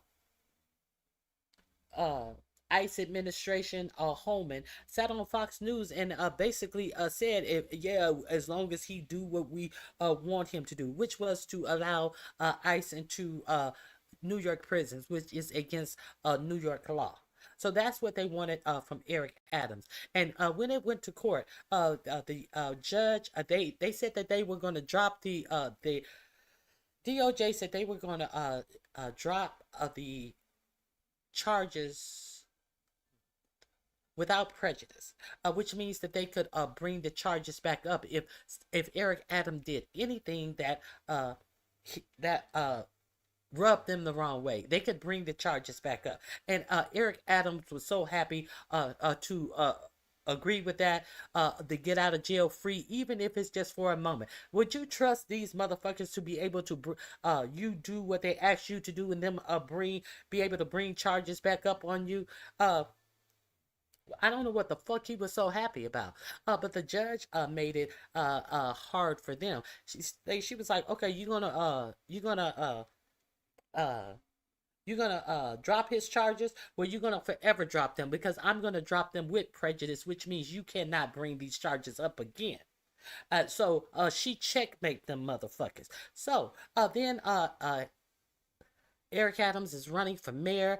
Zoran Mandani beats out him and Como, and they are trying to get Eric Adams to drop out of the race, and the other guy, Libertarian, they're trying to get both of them to drop out of the race. As 4547 says all of this stuff. Now he is saying self-proclaimed New York City communist Zoran Mandani, who is running for mayor, will prove to be one of the biggest things that ever happened to our great Republican Party. To the Republican Party. He's going to have problems with Washington like no mayor in the history of our once great city. Remember, he needs money from me as president in order to fulfill his fake communist promises. He won't be getting any of it. So what's the point of voting for him? This ideology has failed always for thousands of years. It will fail again, and that's guaranteed. President DJT. So what he's saying is, if Mandami wins, New York City will not get any federal funds. That's what he's saying. Like, the people in New York City do not have the ability to vote for who they want to vote for based upon their policy agenda. See, they're very afraid of politicians who are actually saying that they are going to do something for you as the voter. So he's saying that if what happened to states' rights? What about all these states' rights? If you vote for a mayor who is Muslim and who is not beholden to Israel, then you are not, your state, your city is not going to get any money from the federal government. So if you didn't know that this was the threat that is being made, now I believe Mandami uh is, if I'm correct, Mandami is polling 30 points higher than Como. Mayor Adams was in the single digits. So Mayor Adams has now dropped out of the race. So they figure that more people that drop out of the race, the more people they can probably get from their dedicated voters to vote for Como. So they want the libertarian out of the race too. So it had been reported, I believe last week, that they were offering Eric Adams some type of that they always do this. They don't fire someone, they offer them an ambassadorship to some country. So they it was rumored that they were thinking about giving him an ambassadorship to Saudi Arabia. Saudi Arabia, the palm greasing capital of the world, where you if now it's better than New York. If you can make it there, you can make it anywhere. I mean, they help you make it in Saudi Arabia. I mean, so that's what was rumored. And so do you think that they wanted him out of the race and they wanted him in Saudi Arabia and wasn't going to thank him for getting out of the race and being over in Saudi Arabia? Did you what you think he was going to be getting in Saudi Arabia when he was already under investigation from taking money from another country and taking trips and shit from I think it was I think it was I forget. I can't remember. I don't think it was Turkey. That's the whole reason that he was under indictment in the first place. So what the fuck? What the fuck you think was gonna be going down if he had an ambassadorship to Saudi Arabia? But that fell through. Oh, they say that has fallen through. No, the word had gotten out. Now, they're saying that you really need to keep an eye on Mayor Adams to see what what job he comes up with in the next few months. It is surely to be a wonderful job with great pay. We're just gonna have to keep an eye on what it took for Mayor Adams to drop out of this race that he was losing in single digits, being polled in single digits to run. Shit, they ought to give him a motherfucking job on the New York Metro. Shit, he had as much chance as winning, and he had as much supporters to give over to Como that can fit on the A train. Not, I wouldn't even say that can fit on one car of the A train. That's how many potential voters that he had to give over to Como anyway.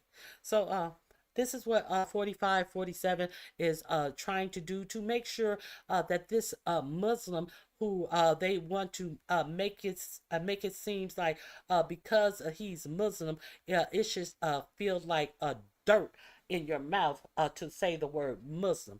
Now we're getting to all the fascist talk, all the talk about the left using fascism. So now let's look at how many times Stephen Miller has accused the left of being fascist. which they are. They want to say, oh, you can't do that.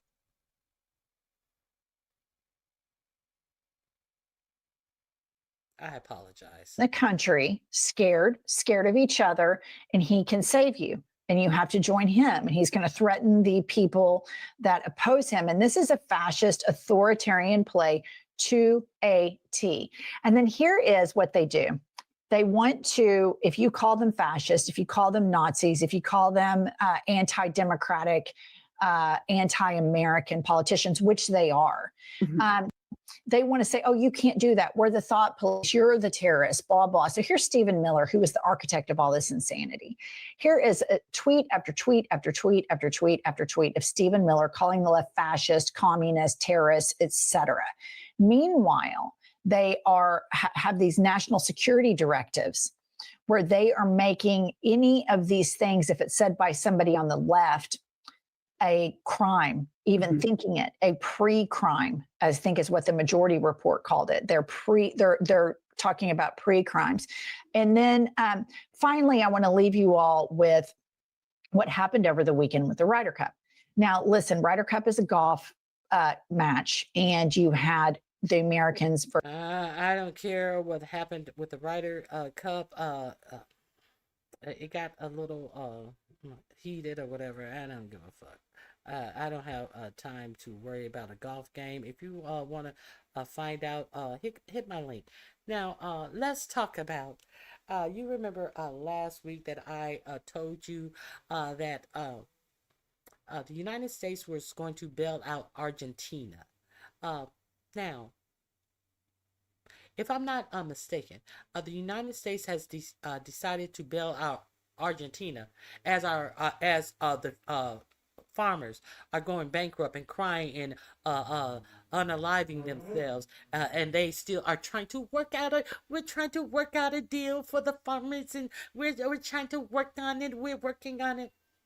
So hold on one second.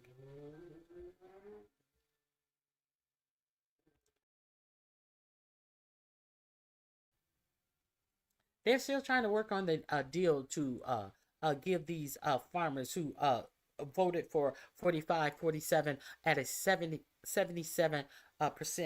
clip, now asking for a handout. But they have been able to go ahead and extend, I believe it's 80 billion. It's either 80 or 20. That's a big gap. But I think it's $80 billion to save Argentina. You guys remember me saying, Argentina, the guy who, the Bukele, no, I think his name, I forget his name. I think his name may be Bukele, who Elon Musk took the chainsaw from, because that was his big shtick when he was running for president, that he was going to cut all government waste, and he came out with a chainsaw. So Elon Musk decided to go to CPAC and take over the chainsaw from him, and we saw how horrible of a job that he did. Didn't even get the savings that he said he would get, and all of the over 200,000 people lost their jobs. Now, okay, so I want you to check out. So they give Argentina I think it's $80 billion. If I'm wrong, this video will correct me. In money, United States, who hasn't given the farmers money, who hasn't figured out a way that they are going to try to pretend like all of these between 13 and 17 million people are not about to lose their health care, and how to shore up healthcare for the American people, who wants to sit around and say that inflation is low and prices have not gone up. Well, we all know that prices have not gone up, but they continue to say on the news that prices have not gone up, and there is no one in this for-profit media who stops them when they tell that lie. Let's keep it a buck. Now, I showed you a clip from Laura Ingraham, who she wasn't in front of 45, 47. She has been in front of 45, 47 many a times, but she never brought up the fact that hey, what's going on here? You know, I went to the grocery store and it was two little steaks. They were $33. She's a multi-millionaire complaining about $33 steaks, but she don't give a fuck about anybody else having to go to the grocery store and pay these same prices. So she don't bring that up to any of the administration when they sit up and lie to you that prices have not gone up. Because we don't want to pay attention to that. We're not paying attention to any of that. We're not paying attention to the fact that China has not purchased soybeans from the United States since May and have no purchases on the books through the end of the year. So they give all of this money to Argentina. And you know what Argentina did? They said, okay, thank you for giving us all this money. And then they lowered every tax on soybeans, and China is now going into Argentina and buying soybeans from Argentina. And so you know how this administration is trying to flip that dumb shit? That dumb shit, your tariffs are the reason that the soybeans are not selling to China. And then you go give money to Argentina before you even help the farmers. And then they start selling soybeans to China. And then, so you know what their excuse is? Well, you know what we're going to do? We're just going to tell the people that we're taking money that we're making off the tariffs, and we're going to give the farmers a package. Okay, so you're going to take the money that you're making off the tariffs that we, the United States citizens, have to pay, because you guys decided to put a tariff on people's on the things that people buy. So understand that it's not the tariffs, it's not the United States, it's not nobody but you and I who are having to give a relief to these farmers who voted for this motherfucker. Over 77% of farmers voted for this motherfucker, and we are the ones who are having to pay all of these high prices, are going to be the ones who are going to give the farmers a motherfucking welfare break. We, us, the United States citizens. If you don't believe it, I just needed to let you guys know this. That's who's giving the farmers a break. Okay, let me show this for you. Here we go.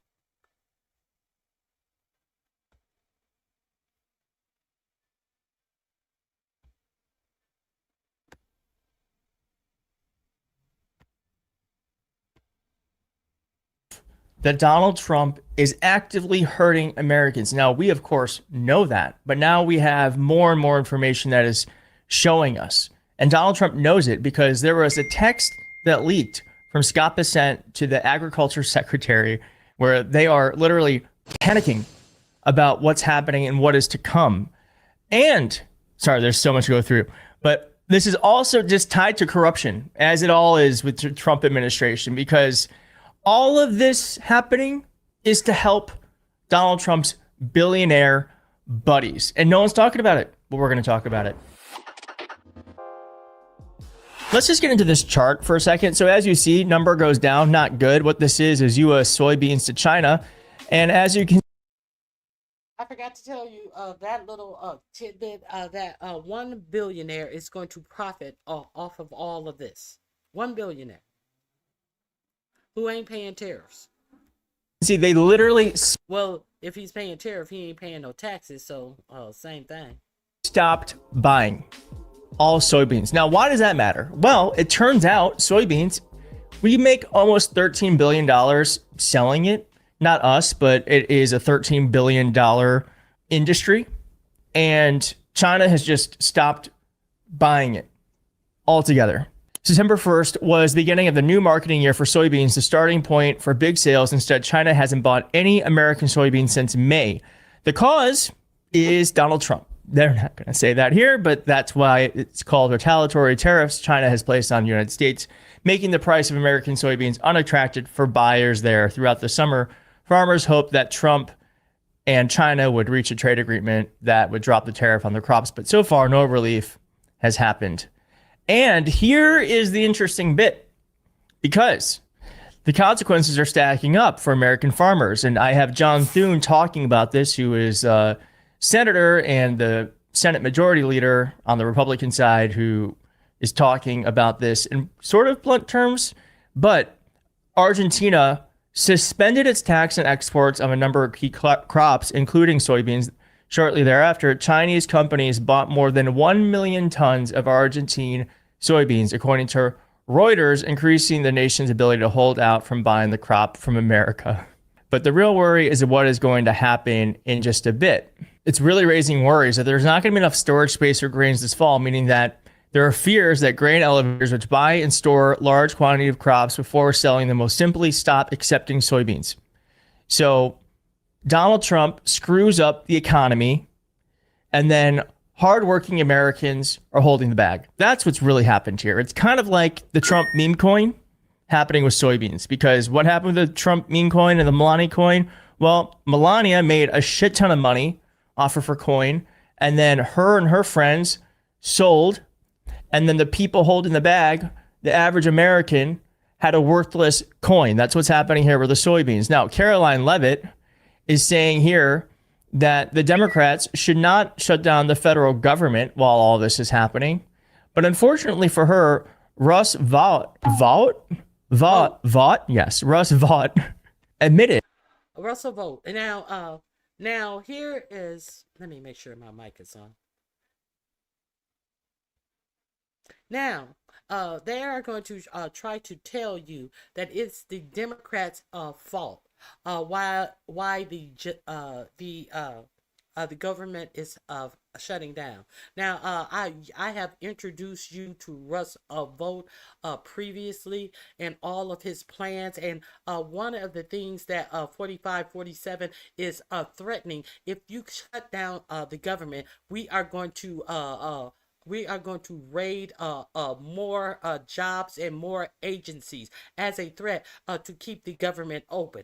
And we know that Russell Vought is not beyond doing so, because he said that he wants to cause trauma to people who work in the bureaucracy. He wants them to hate getting up in the morning. This Russell Vought.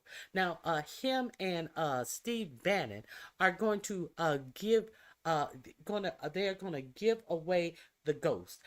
They are going to tell you that it is absolutely not the Democrats' fault that this government is going to shut down at midnight. It is the fault of 4547. Let's continue. Now here's the post. Is Roosevelt not keeping the press secretary updated? Because he just admitted the president is shutting the government down on purpose. It's actually what's necessary to pass these bills individually, because how else would you get moderates to vote for spending cuts? That it's not Democrats shutting down the government. It would be the President of the United States. That's clearly going to blow through the 30th.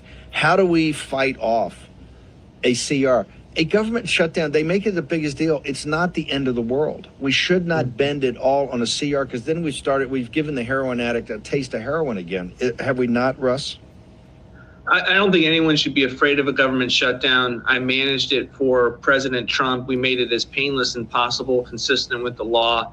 And it's actually what's necessary to pass these bills individually, is because how else are you going to get moderates to vote for spending cuts if they're not up against the fact that they need to pass these things to get out of a shutdown themselves? So he admits it here. Okay, there you have it. This is all by design. Now, Kivia said that this happens every year. Kivia, but I want you to understand That this I already knew that I had this keyed up. I know you probably are gone. Like most people come in and just say hi. I appreciate you saying hi, but I'm just trying to give you information. On top of you dropping in and saying hi, I hope you get this information and understand that all of this shit is just not no happenstance. All of this shit is definitely by design. And what I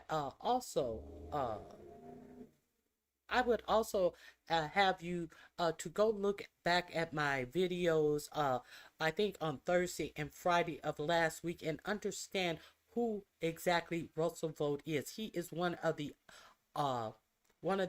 architects of Project 2025. To understand who this man is who's talking. He is the one who has pushed this whole policy agenda through via the Heritage Foundation. You know that 4547 had no policy agenda, and especially when it came out that he was going to enlist Project 2025, he had to walk away from it and pretend like he didn't know what Project 25 was. He didn't say 2025. I don't even know what Project 25 is. I don't know. He was sounding like Foghorn Leghorn, acting like he didn't know what the fuck Project 2025 even was. So that's they may have conversations about if the government will shut down, but I want you to be aware that the last time that the government shut down was under 4547's watch. And I also want you to understand that that was the longest government shutdown in history. If you don't know. And now you see these millionaires and billionaires sitting up here telling you, oh, I don't know why people are afraid of a government shutdown. You know, I think I managed the last government shutdown well. Well, talk to the people who worked for the government, or who were expected to keep showing up to work and not getting paid for their work. Talk to those people and ask those people how well these government shutdowns would work for them at the time when everything is going up. Ask the American who works for the government, how do these government shutdowns, is it no big deal for you? Okay, I just wanted to make sure I gave you this information. The links is in my description box. Let's get to the Department of Agriculture and what she was tweeting to Scott Bessent, who they want to pretend like was such a whiz kid when he was in the private sector, and then you found out how much money he lost when he got from under the establishment of who is it that he worked under? Y'all remember who he worked under? George Soros. And when he started his own investment company, how many billions he lost in his own investment company? But now who's going to? She's worried about the fact that they had her go out and say that they were going to have a relief plan for the farmers, while Scott Bessent is worried about giving our treasury to Argentina, who then turned around and fucked them. I know Scott Bessent is gay, but I didn't know that he like getting fucked that bad that he made such a fucked up deal with giving our fucking money. And who's going we're gonna pay the farmers with the money that we make on the tariff, with our money. With our money that we have to pay because prices have increased because of these tariffs. With our money. The United States wants to shut down because it's actually what's necessary to pass the bills individually. So Donald Trump wants this. He's going to get it. Democrats aren't in power, and the Republicans and Donald Trump are the ones who are not only shutting down the government, who are hurting farmers. And as I said, Scott Bessent has a text message that leaked that show. First off, what the hell are they doing? Texting each other on iMessage. Like, this is a national security problem. And here it is. So this is the message. There's a text, obviously. Here it is. And then here it is transcribed. This is the Agriculture Secretary saying, just a heads up, I'm getting more intel, but this is highly unfortunate. We bailed out Argentina yesterday. In return, Argentina removed their export tariffs on grains, reducing their price to China at a time when we would normally be selling to China. Soy prices are dropping further because of it. That gives China more leverage on us. The message continue on a plane, but Scott, I can call you when I land. Now, as I said, this is all tied to billionaires. So this is from Brian Derrick, a friend of the show, who pointed this out. He's a good follow on Instagram if you don't know. And here's what it says. Last week, Treasury Secretary Scott Bessent announced a $20 billion package to rescue the Argentinian economy. The risky taxpayer-financed deal, which involves trading U.S. dollars for Argentine pesos, has little upside for ordinary Americans. Argentina is not a significant U.S. trading partner, and its economy, long in turmoil, has little impact in the United States. Well, that's not the case anymore, as they're now fucking us over the soybeans. However, Bessent's announcement had massive economic benefits for one American billionaire hedge fund manager, Rob Citron, who has placed large bets on the future of Argentine economy. And the Citron, the co-founder of Discovery Capital Management, is also a friend and former colleague of Bessent, a fact that has not been previously reported in American outlets. So, okay, are we clear? Are we clear? They are washing each other's hands. They are washing each other's hands. These hedge fund motherfuckers, and we are paying the fucking price for these billionaires. Are we clear? Let's continue. Citron, for his account, helped make Bessent very wealthy. So let's just slow that all down. It's a lot of information. Let's just compress all of it, okay? 1, Donald Trump caused tariffs that made China look elsewhere for our goods because they put retaliatory tariffs on us because what? The people who actually buy the goods pays the tax, which is a tariff. China's buyers then looked elsewhere. Argentina said, hey, we are going to make these cheaper. Buy our soybeans. China said, sure. Now they don't actually have to worry about it because the thing that they wanted, they can get for cheaper from somewhere else.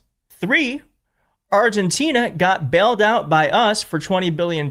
So now not only are we not selling the thing that we normally sell, we're actually paying more into the country who's fucking us over so we can help a billionaire. And on top of that, we're also going to be paying another way because this is crazy. Donald Trump is now saying that they're going to have to give some of the tariff money. That is money that we have paid because Donald Trump has put a tax on us. And that money is now going to go to the farmers. So we're paying on both ends. We're going to take some of the tariff money that we made, he said. We're going to give it to our farmers who are, for a little while, going to be hurt until the tariffs kick into their benefit. It's never going to be a benefit. So we're going to make sure that our farmers are in great shape. So we're now doing socialism on top of everything else. Okay, are you understanding?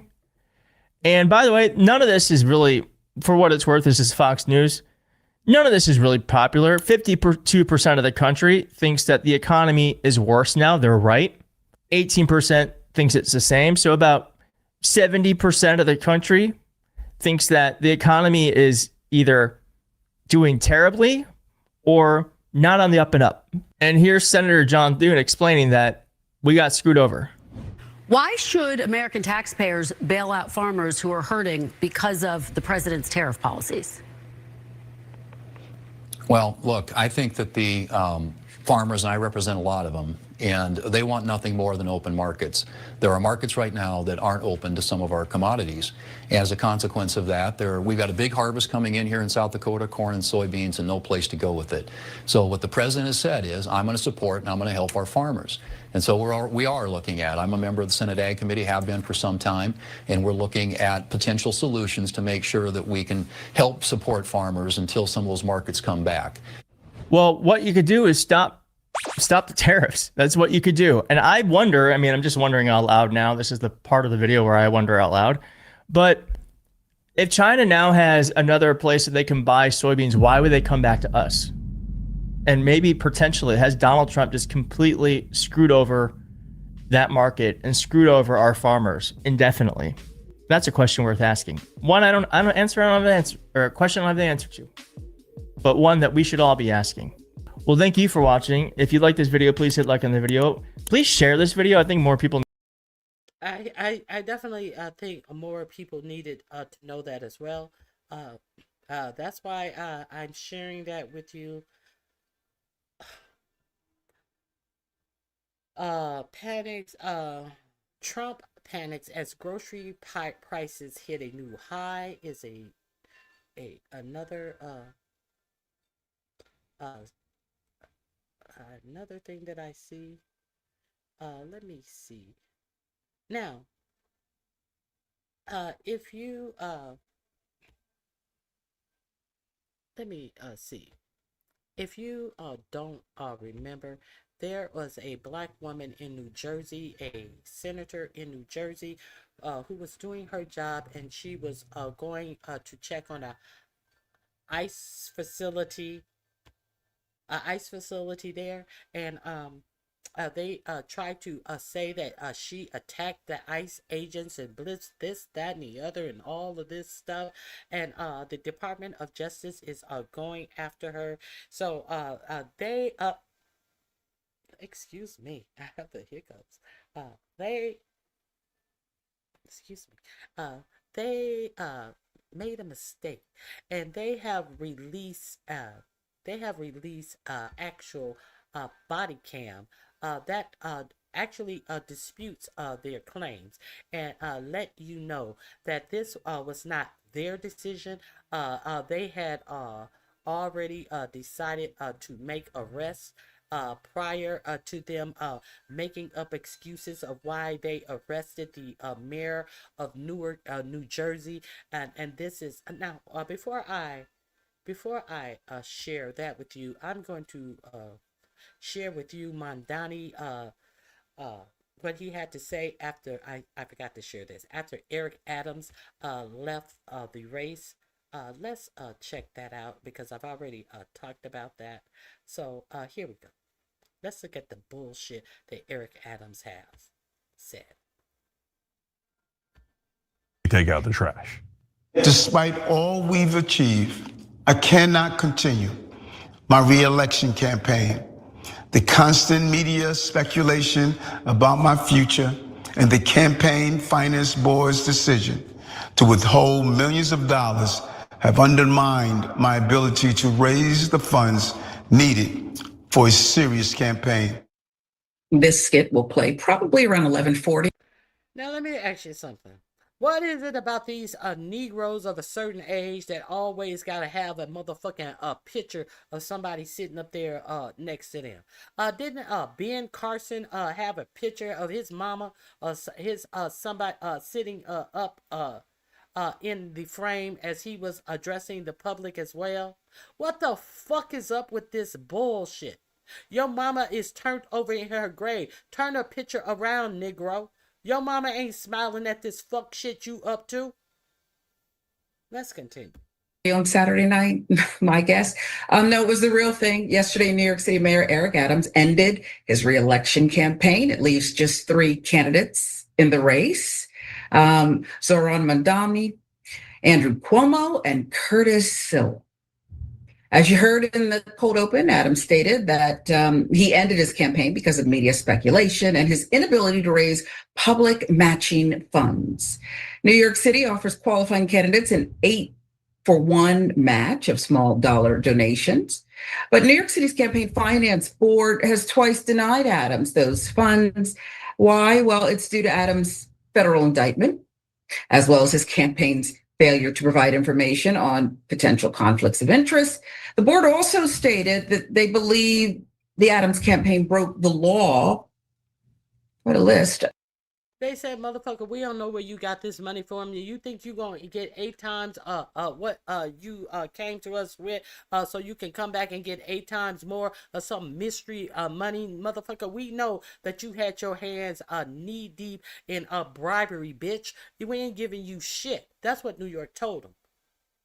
Okay, so let's see what Zoran Zoran Mandami had to say. Now we saw what 4547 had to say after Adams jumped out of the race. Arabia.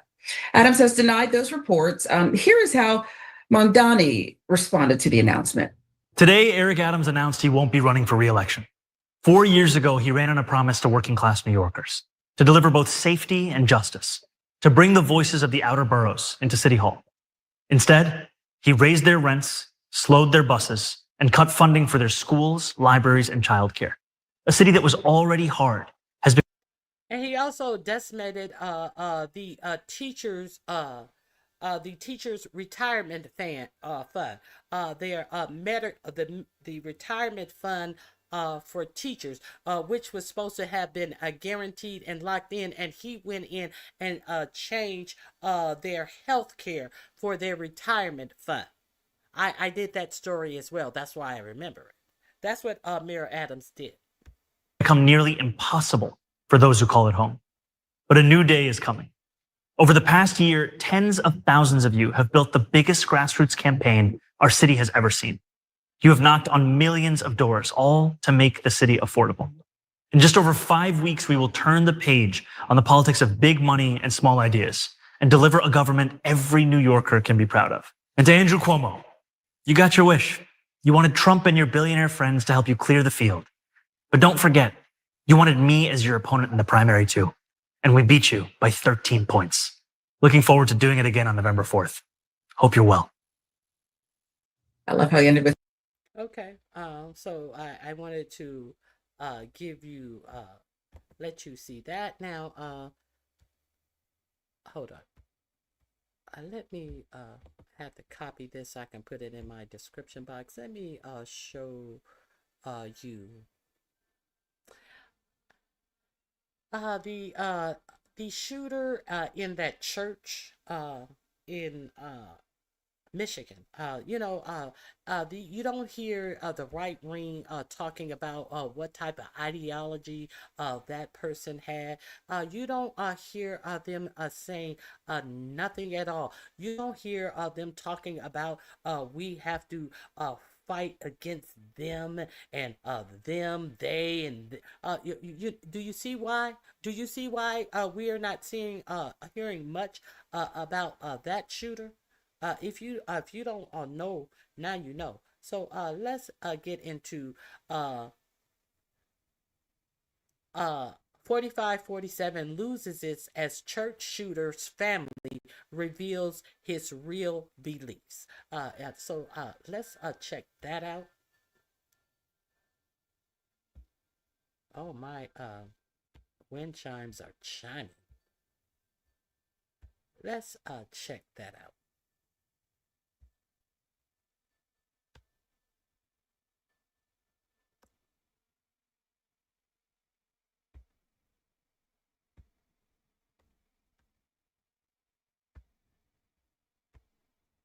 And that was Jessica Tarlov right here. And the conversation that Fetterman was having with Maria and something that he posted on Twitter, which the Deputy White House Press Secretary did as well, was this chart that Axios published about this rise in left-wing violence. And the right was gleefully tweeting it, ignoring the fact that the right-wing violence was much larger than the left-wing violence, which is the truth about it. And you can go anywhere you want for these statistics. You can go to Cato, you can go to the Government Accountability Office, you can go to the Center for, Strategic and International Studies to see that.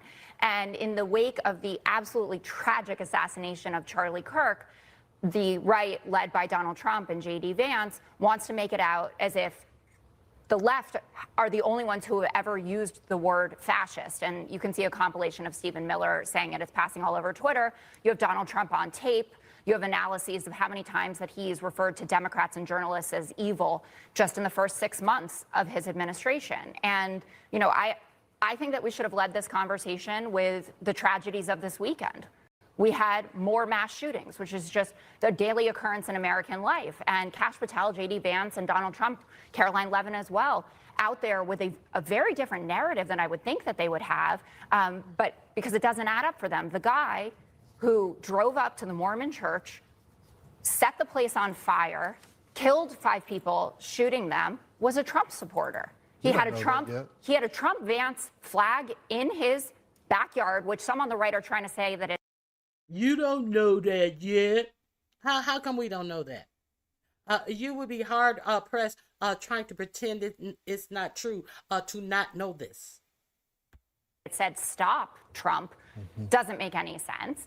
And if a leftist or someone had killed someone and had a dark Brandon flag or a Biden-Harris flag, you don't think that Kash Patel, that would have been the first thing that he would have said? Yeah, because the right is going everywhere saying, go after the Mormon people. You know there's a difference. No. Who is kissing up? The right is going after the Mormon people. What the fuck are you even talking about? What are you talking about? Another Samuel Jackson. I didn't pay attention to Django Unchained. Another Samuel L. Jackson from Django is the one who has everything to say. Let the Negro be out here, the fool bootlicking, because that's all he is good for. Let me go back here.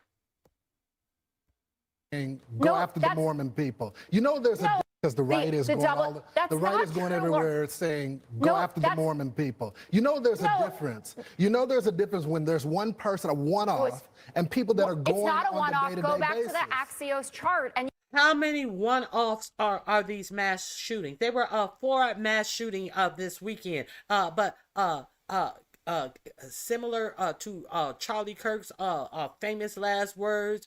Are you talking? Do you mean gang violence too? Gang violence is the last thing that's on his mind when he was asked about these mass shootings. And you saw the head of the War Department and your president come out there and say that they are going to put people in the streets and they are going to go after inner cities. They said absolutely nothing about all this carnage that happened this weekend. Let's keep it a buck. Anyway, let me continue.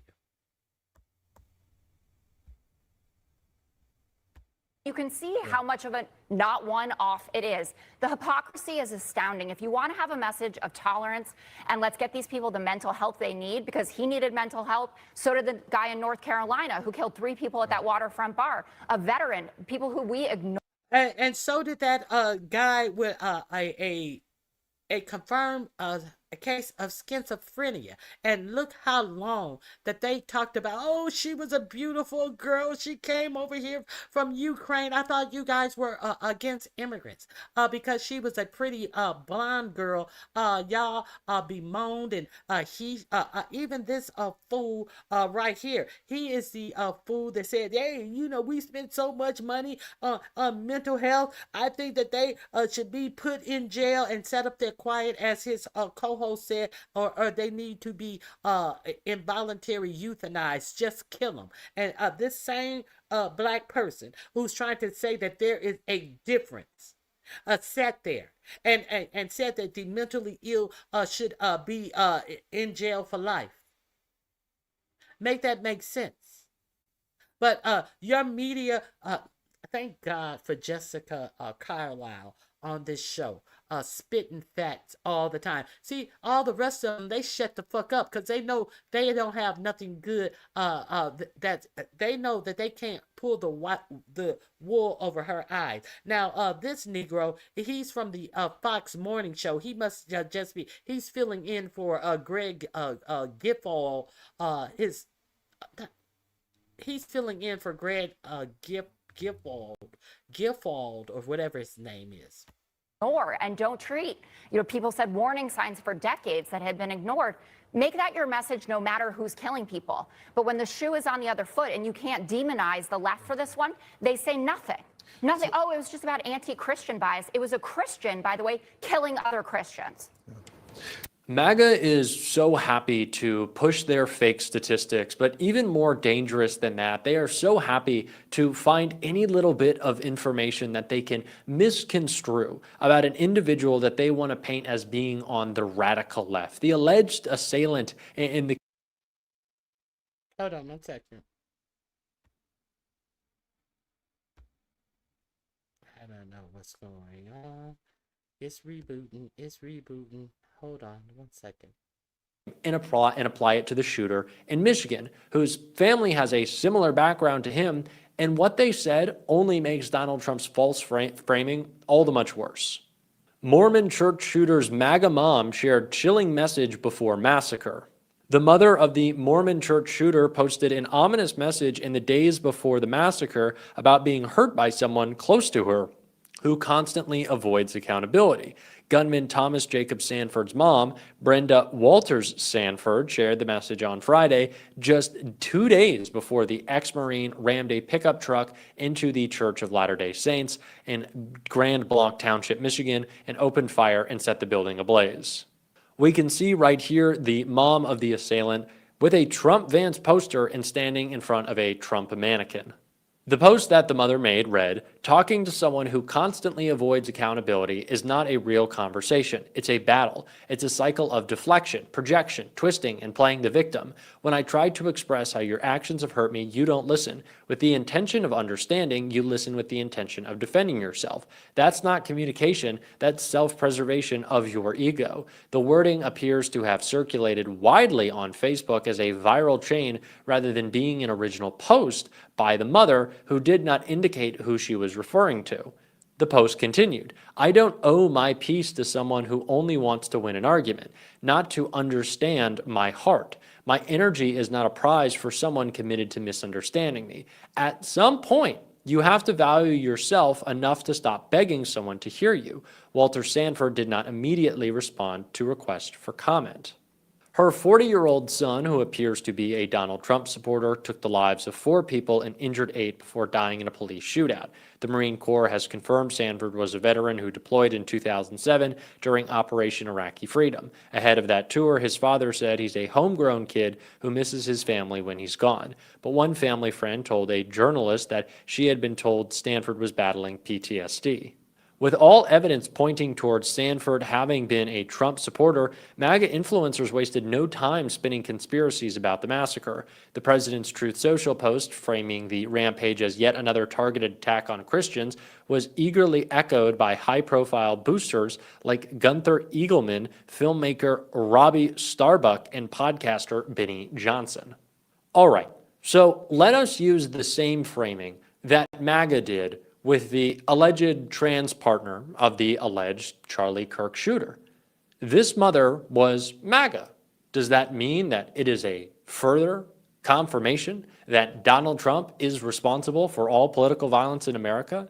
This mother posted an ominous message saying that you can't reason with people. You can't talk to them. They don't want to hear you. That's a similar message to what we've been hearing from Donald Trump, from Stephen Miller, from J.D. Vance, saying that the left just doesn't want to listen.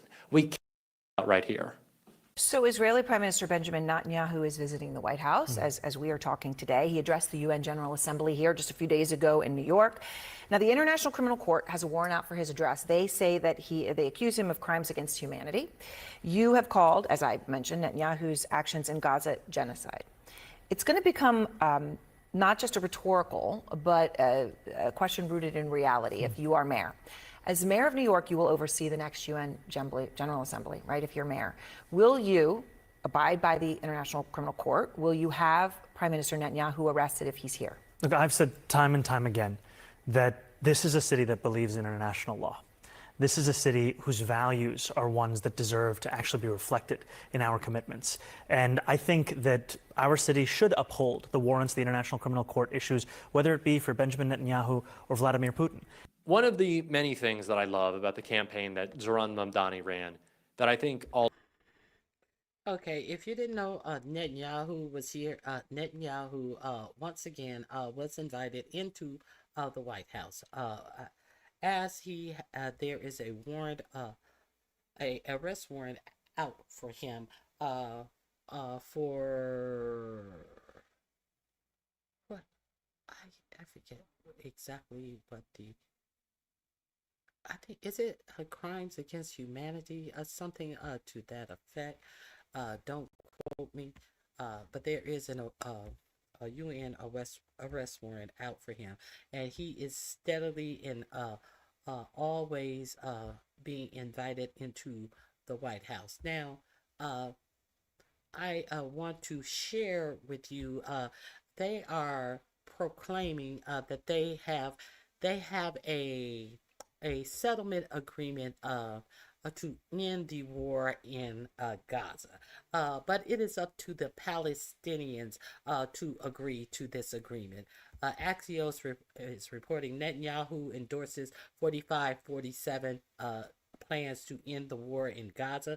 Israeli Prime Minister Benjamin Netanyahu said he supported 4547s to end the war in Gaza during a press conference at the White House on Monday, which was yesterday, with both leaders saying it is now up to Hamas to agree. It was up to Hamas to agree, and they agreed. And what did Netanyahu do? Netanyahu then bombed Qatar, where they were, trying to final up the plans, and that was their only response to Hamas agreeing the last time. Let's be clear that was their was their action after Hamas agreed to the last ceasefire. The big picture. The plan the White House released on Monday includes a step-by-step process for ending the war and governing Gaza into the future. Initially, with Trump's charging a peace board for the enclave. Now, so what they're saying is they will not be governing themselves for into the future. And initially, 4547 is in charge of something called a peace board for Gaza. Doesn't that sound agreeable? Doesn't that sound agreeable? That don't sound like a two-state solution. And how 4547 is running this country in the ground. So what is 4547 going to have to do with Gaza? We know what 4547 is going to have to do with Gaza. The redeveloping of that waterfront property that him and Jared Kushner is so fond of. The resharing of Trump Gaza that 4547 found to be so beautiful in its AI form that he decided to share it. Okay. Driving the news. If Hamas rejects the deal, Bibi, you will have our full backing to do whatever you have to do, 4547 said, referring to Netanyahu's by his nickname. Trump claimed that Netanyahu understands it's time to end the war. We have to get Hamas, but I think we're going to be able to do that. 4547 said, calling on Arab and Muslims leaders to help get the deal across the line. 4547 spoke for nearly a half hour before turning to Netanyahu to speak. I support your plan to end the war in Gaza, which achieves our war aims, Netanyahu said. They did not take a question. Breaking it down, an updated peace plan released by the White House on Monday mentions a technocratic government made up of Palestinians to be supervised by a board of peace, to be supervised by led by 4547 and including former UK Prime Minister Tony Blair. Now, what did I tell you about Tony Blair already? Tony Blair is in on the fucking heist. Longer term, the plan envisions the Palestinian Authority taking control of Gaza. What longer terms? What is longer terms? What does longer means? Longer terms, the plan envisions the Palestinian Authority taking control of Gaza and leaves open the possibility of a Palestinian state. Trump noted during the press conference that Netanyahu had been clear about his opposition to a Palestinian state. So in the long term, and when it's opened up to a Palestinian state, we will then see Israel striking them once again in the long term, because I don't see anything that is expected of them. They are barely even asked to recede from the actual land of Palestine. Okay. Both Israel and Arab countries have been seeking changes to the text over the last several days, with issues like demilitarization of Hamas and the involvement of a PA in the figure of governance for Gaza as sticking points. It is not clear whether the negotiations have actually concluded or whether not Netanyahu thinks he's agreed to fully fully match what the Arab states support, let alone Hamas. Friction point. Netanyahu said that Israel would only be required to make a modest withdrawal after the deal is signed before all remaining hostages would be released. If Hamas does not agree to the deal or fails to implement it, we will finish the job, he said. Netanyahu remarks seemed intended in large part at appeasing his own domestic audience, particularly hardliners in his coalition. Zoomed in. More details from the outline the White House has released during the 45-47 Netanyahu meeting. It calls on Israel forces to withdraw to agreed upon line, not withdraw from Gaza, to an agreed upon line. Agreed upon by who? By 45 and Netanyahu, with the remaining hostages, and then releasing them within 72 hours. Israel will also release hundreds of Palestinian prisoners in its custody. Hamas members who commit to peaceful coexistence to decommission their weapons and will be given amnesty and be allowed to leave Gaza if they wish. So, isn't that curious that they, after they do all of this, they are going to be given amnesty and allowed to leave Gaza if they wish? How many people do you think they are expecting to tell us that they just decided to leave Gaza? They just decided to leave Gaza. Okay, yeah, right. Okay. There will be a process of demilitarization in Gaza, and the U.S. would work with Arab and international partners to develop a temporary international security force per the outline. Aid to Gaza will be significantly increased. I thought that no more trucks could get in Gaza right now. I thought that they were sending all of these trucks, all of these lies about how the Gaza people wasn't starving, how all this aid was getting into Gaza. Now all of a sudden, aid to Gaza will be significantly increased, including through the UN. I thought y'all wasn't restricting the UN right now. Yeah, why is it including the UN? Because everybody knew that was bullshit. So we're trying to act like whatever. Anyway. Behind the scenes, Netanyahu called Qatar Prime Minister Mohammed bin Abdulrahman Al Thani on Monday during his meeting with Trump, and apologized for violating Qatar's sovereignty and Israel's recent strike on Doha. A source familiar with the hey bro, I'm sorry I struck into your sovereign land. I'm sorry. I don't even give a fuck if you forgive me. I just need the world to see that I said I'm sorry. I is so sorry for attacking you when you were only trying to create peace. That I did not want peace. I want what I want, and this is what I want. I'm sorry. Okay, next. Okay. An Israeli apology over the strikes was very key. Was a key Qatari condition for resuming its mediation with Hamas. Now, I thought that they said that they weren't going to resume any more mediations with Hamas. I don't know what to believe about that. I don't believe that you can just simply say, I'm sorry, and I can go back to doing the same thing that I was doing that you struck me for in the first place. So anyway, whatever. Trump held a call with the Emir of Qatar before Netanyahu's arrival at the White House. Oh, so he was the go-between. Okay. Between the lines, many in the White House have seen Netanyahu up to now as the biggest barrier to peace in Gaza. Everyone, and I mean everyone, is exasperated with Bibi, one Trump advisor told Axios ahead of the visit. U.S. official claimed that Trump was prepared to publicly break with Netanyahu over Gaza if he didn't endorse the plan. Now there is also I had another article. Let me see if it's in here. Go deeper. What else is in the plan? There is something about 45-47 being able to build his Trump oasis in Gaza. Let me see. Okay, let me see.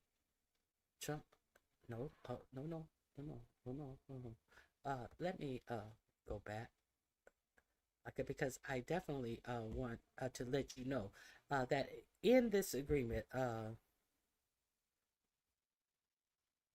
45-47 is also.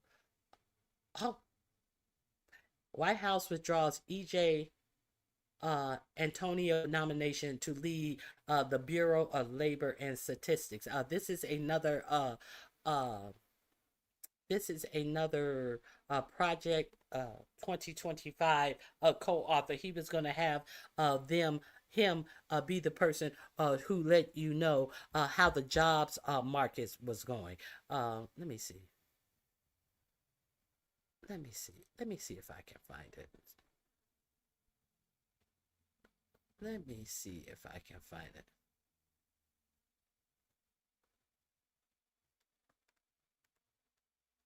Let me see. Hold on 1 second.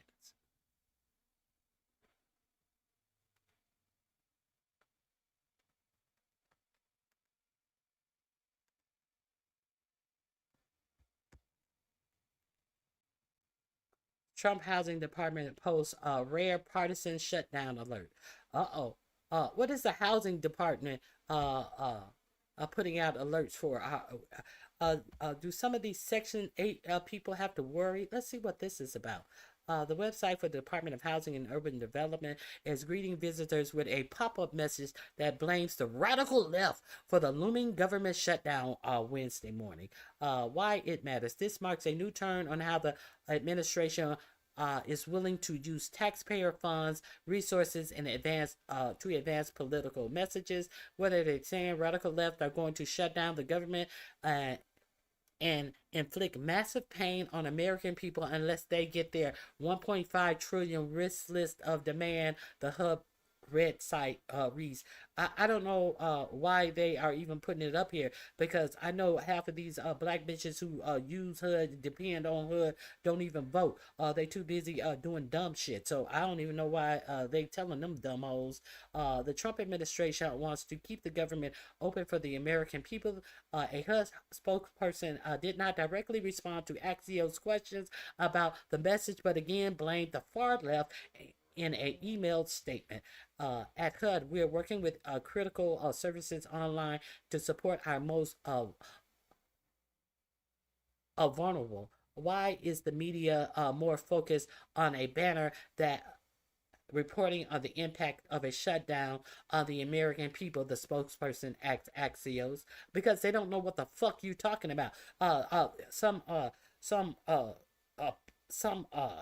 banner that you have up explains absolutely nothing. They want to know what the fuck does it mean. Context, right? Republicans hold both House and Congress, the White House. They need Democrats to help fund the government. Democrats want a budget to extend the Affordable Care Act subsidies, but after a inconclusive Oval Office meeting between 45-47 and senior congressional Democrats on Monday, a shutdown seems all but certain. If the shutdown begins as planned, hundreds of thousands of federal employees whom the Trump administration deemed non-essential will go without pay. Roosevelt, the director of the Office of Budget of Management and Budget, also instructed agencies to prepare for large-scale layoffs, and it is unclear what federal services could be shuttered or reduced. So, we're getting to something here. The intrigue. HUD is the only one out of 15 executive departments to have a shutdown pop up blaming the left as of noon on Tuesday. We're getting to something here. As Democrat congressional aide told Axios that the HUD site might violate a law prohibiting the use of congressionally appropriated funds for materials meant to influence legislation pending before Congress. The other side, the spokesman for Senate Majority Leader Chuck Schumer, told Axios in a statement Democrats have said for months that we don't want a shutdown and stands ready to work with the Republicans to find a bipartisan way forward to address the looming healthcare crisis. Let me see. We're fighting to prevent massive increases in the cost of healthcare that would hurt Americans. Nothing radical about that. Jasmine Crockett wrote on X that the so-called 1.5 trillion wish list is about protecting healthcare, food assistance, and housing. The fact that this is a partisan propaganda is plastered on the main page of HUD is outrageous. They are too busy pointing fingers to do their job, she said. A spokesman for the House Minority Leader Hakeem Jeffries did not immediately respond to Axios' request for comment. The federal agencies are beginning to release statements with similar language, blaming Democrats for the shutdown. Now, I have already played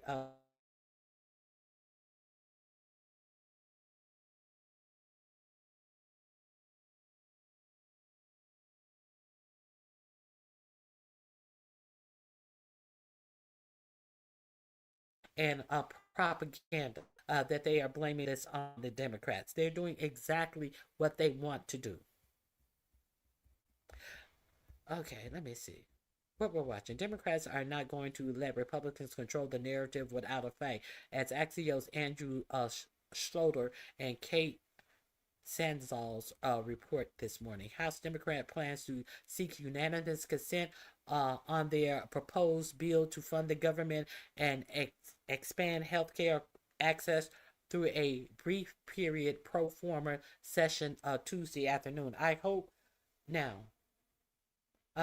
This is what Chuck Schumer said proposed, but everybody's like, fuck that. We not doing nothing. If the government's gonna close, it's gonna close. We ain't taking no pinky agreement that hey just for 7 to 10 days and then we gonna open it back up. They like, fuck that, and they have all come out and said no, we're not doing that. Let me see.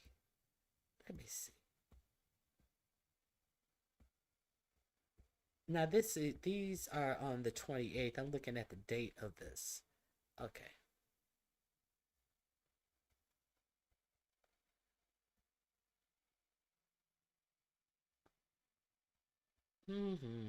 Okay. Okay. So I'm not gonna try to find that Axios article. Let me try one more place real quick to find that to let you. I really want you to see that 4547 getting control of some of this Gaza land to build up this Gaza for rich people, some type of escape for rich people. Let me see. I think it's right here. Let me open this up. I apologize. Let me see if it's here. I did hold it off for some reason. Hey, Miss Juicy. Good evening, Ronnie Q in chat. It's about to get real out here. If people don't feel it before, they will now. Yes, they will. They will definitely feel it now, Miss Juicy. I am I'm trying to actually get this information out. A lot of people don't look for information beyond what's going on in the beef sector, and it's unfortunate, but it is true. Let me see. Oh God.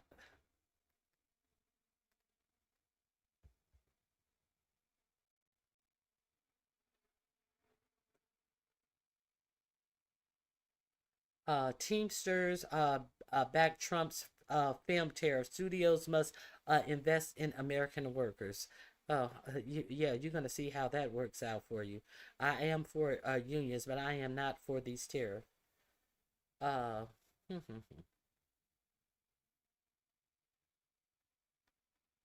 former 4547 campaign manager registers to advocate for Israel. Isn't that great? Probably in time for when 750,000 federal workers risk furloughs in government shutdown, the CBO estimates. So, didn't I play for you how Roosevelt thought that the last shutdown was handled quite well?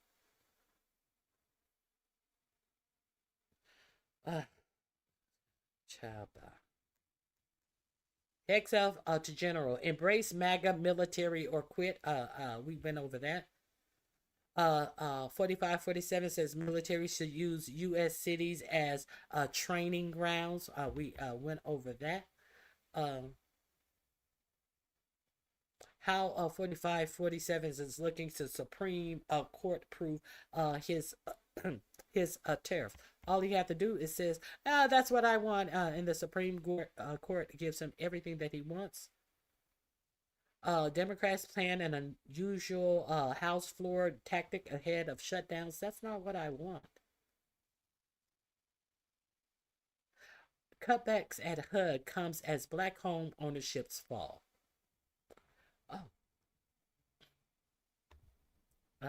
Let's see let's go deeper into this story. Okay. Cutbacks at HUD comes as black home ownerships fall. Home ownership rates among U.S. black households. 2010, it was at an all-time low. Looked like 2012, 2013, it went back up and now has dropped 43.9%. My goodness. No, it's dropped to 43.9%. It was reaching 47% in about 2023 or so. Okay. The Department of Housing and Development on Monday fired 2 civil rights lawyers who spoke publicly about their whistleblower complaint over 4547's administration's cut to the office that enforces fair housing laws. What? Say what? They fired the whistleblower liars. Wait a minute. The Department of Housing and Urban Monday fired 2 civil rights lawyers who spoke publicly about their whistleblower complaint over 4547 administration cut to the office that enforced fair housing laws. Fair housing enforcing fair housing laws is a no-no. We're Make America great again. It's not enough redlining. We're going to eliminate fair housing laws. Period. So more of these Christian right areas can build up and not have to worry about breaking fair housing laws and have all white communities. Is that what we're doing? Why it matters. The lawyer said that the cuts are making it close to impossible to enforce civil rights laws meant to protect Americans from housing discrimination based on race, gender, and disability. The White House has also fired other federal employees for whistleblowing about happenings inside their agencies, including the Federal Emergency Management Agent. Zoom in. Palmer, Helen, and Paul Osobe were among 6 current and former HUD employees who talked to the New York Times for a story last week. The report found that administration has cut or reassigned staff away from the Fair Housing Office, which is responsible for investigating and prosecuting discrimination from landlords, lenders, and real estate agents based on race, religion, gender, or disability. So this is not only about home purchasers. This is about renters as well. This is about lenders and real estate agents. You know how we've had the people who come out and do inspections to undervalue the inspections of Black people houses unless they have a friend and they go through and neutralize the house and show no site that it may be owned by a Black person, and then they'll get a higher quote about the value of their houses. We know that has been going on for years now. Okay. The report found that the administration had cut or okay. The department has investigated and prosecuted far fewer cases this year than in typical per the report. Zoom out. The pair had been in contact with Senator Elizabeth Warren of Massachusetts, who referred their whistleblower complaints to HUD's acting inspector general last week. 4547 doesn't want Americans to know that his administration is engaging in systematic attack on their rights, Warren said in a statement on Monday. The other side, HUD does not comment on individual or personnel actions. Say no comment. But all employees are expected to follow federal regulations and department policies and procedures. A spokesperson told the Washington Examiner HUD employees are expected to execute the mission of the agency. Well, is the mission of the agency disenfranchising Black people from buying a home, from not being harassed by their landlords, for being able to get a loan, for being or from being redlined by real estate agents and lending offices? Is that a part of HUD's new expected way to execute the mission of the agency? Is that the agency's mission? A HUD spokesperson. We know that all departments have been changed to make sure that they reflect the wishes of 4547. We do know that. And the fact that there was a housing case against 4547s way back in the late 70s or early 80s about him allegedly not wanting to rent to Black people in his Trump Towers. So is this the mission that they are supposed to be following? Oh, we just need to play dumb, and it don't matter if y'all ain't got nobody to bring these cases. We're following the mission. Is this like the mission that they will not tell you the second part of Project 2025 that they will be enacting? Oh, it's just the mission. It's just the mission. Oh, you know it. It's the mission. No, we don't know it. What is the mission of the HUD under 4547? Saying that you're expected to execute the mission of the agency without telling me exactly what the mission of the agency has changed to or is at this present moment does me no good, because it appears like the mission is disenfranchising Black renters and homeowners. That's what it seems like the mission is. Okay, let me finish. The office is using its authority to uphold the law, protect the vulnerable, and ensure who do you consider vulnerable? I'm so vulnerable. Who do you consider vulnerable in this administration? Since you consider enter the intercities someplace to send the whole military. Who are these vulnerable people that you speak of, that you are trying to protect? The office is using its authority to uphold the law, protect the vulnerable, and to ensure meaningful access to housing, according to the spokesperson. The department's actions will be to enforce compliance with all laws and all real harms, not to those based on ideology or illegal forms of discrimination. Or illegal. I thought all forms of discrimination would be illegal. What is a legal form of discrimination? Not those based on ideology or illegal forms of discrimination. So that should have you very worried that all discrimination is not illegal. All discrimination is not illegal. Can you tell me more about these ideologies and illegal forms of discrimination so I can understand what is illegal form of discrimination and what is legal form of discrimination? Can somebody tell me this? I don't know. The big picture, the firings and cuts come at a time when black home ownership rates is already falling, and the White House has pulled back on civil rights enforcement, part of its crackdown on DEI. Of course, we knew that. The decrease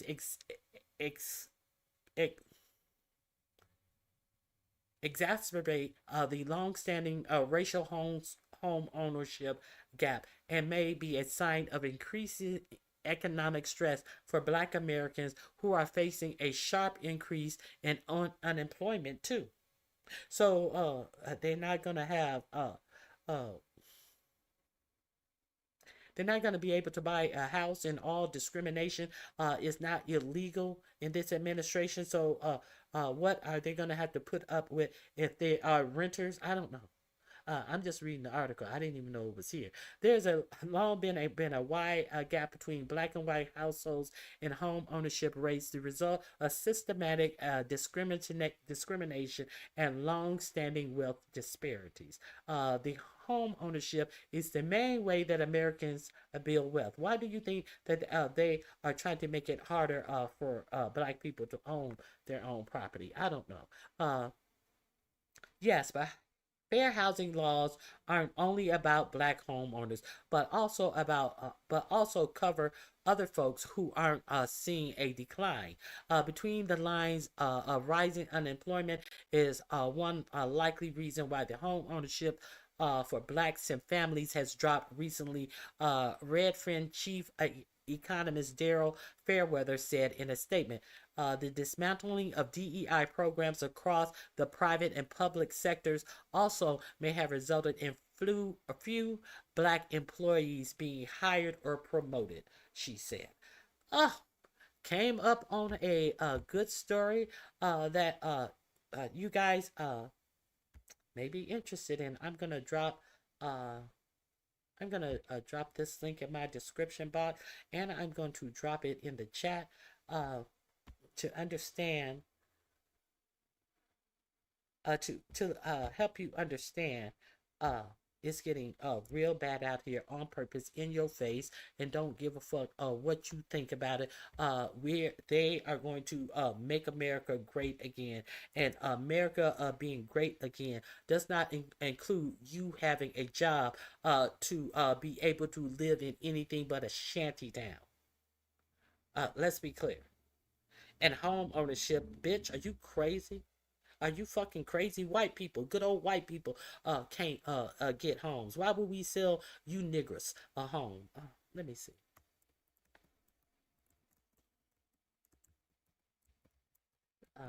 Okay, this is in my description box as well under home ownership.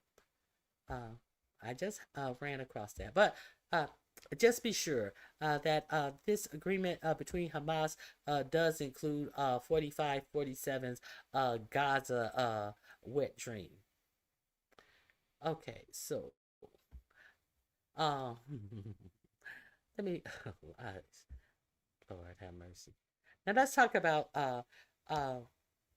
the New Jersey congresswoman who was checking on a ICE detention center, and they have pressed charges against her. But now a video has come out, and I just saw the headlines of it. Now, two outlets are talking about this video that has come out. Let me.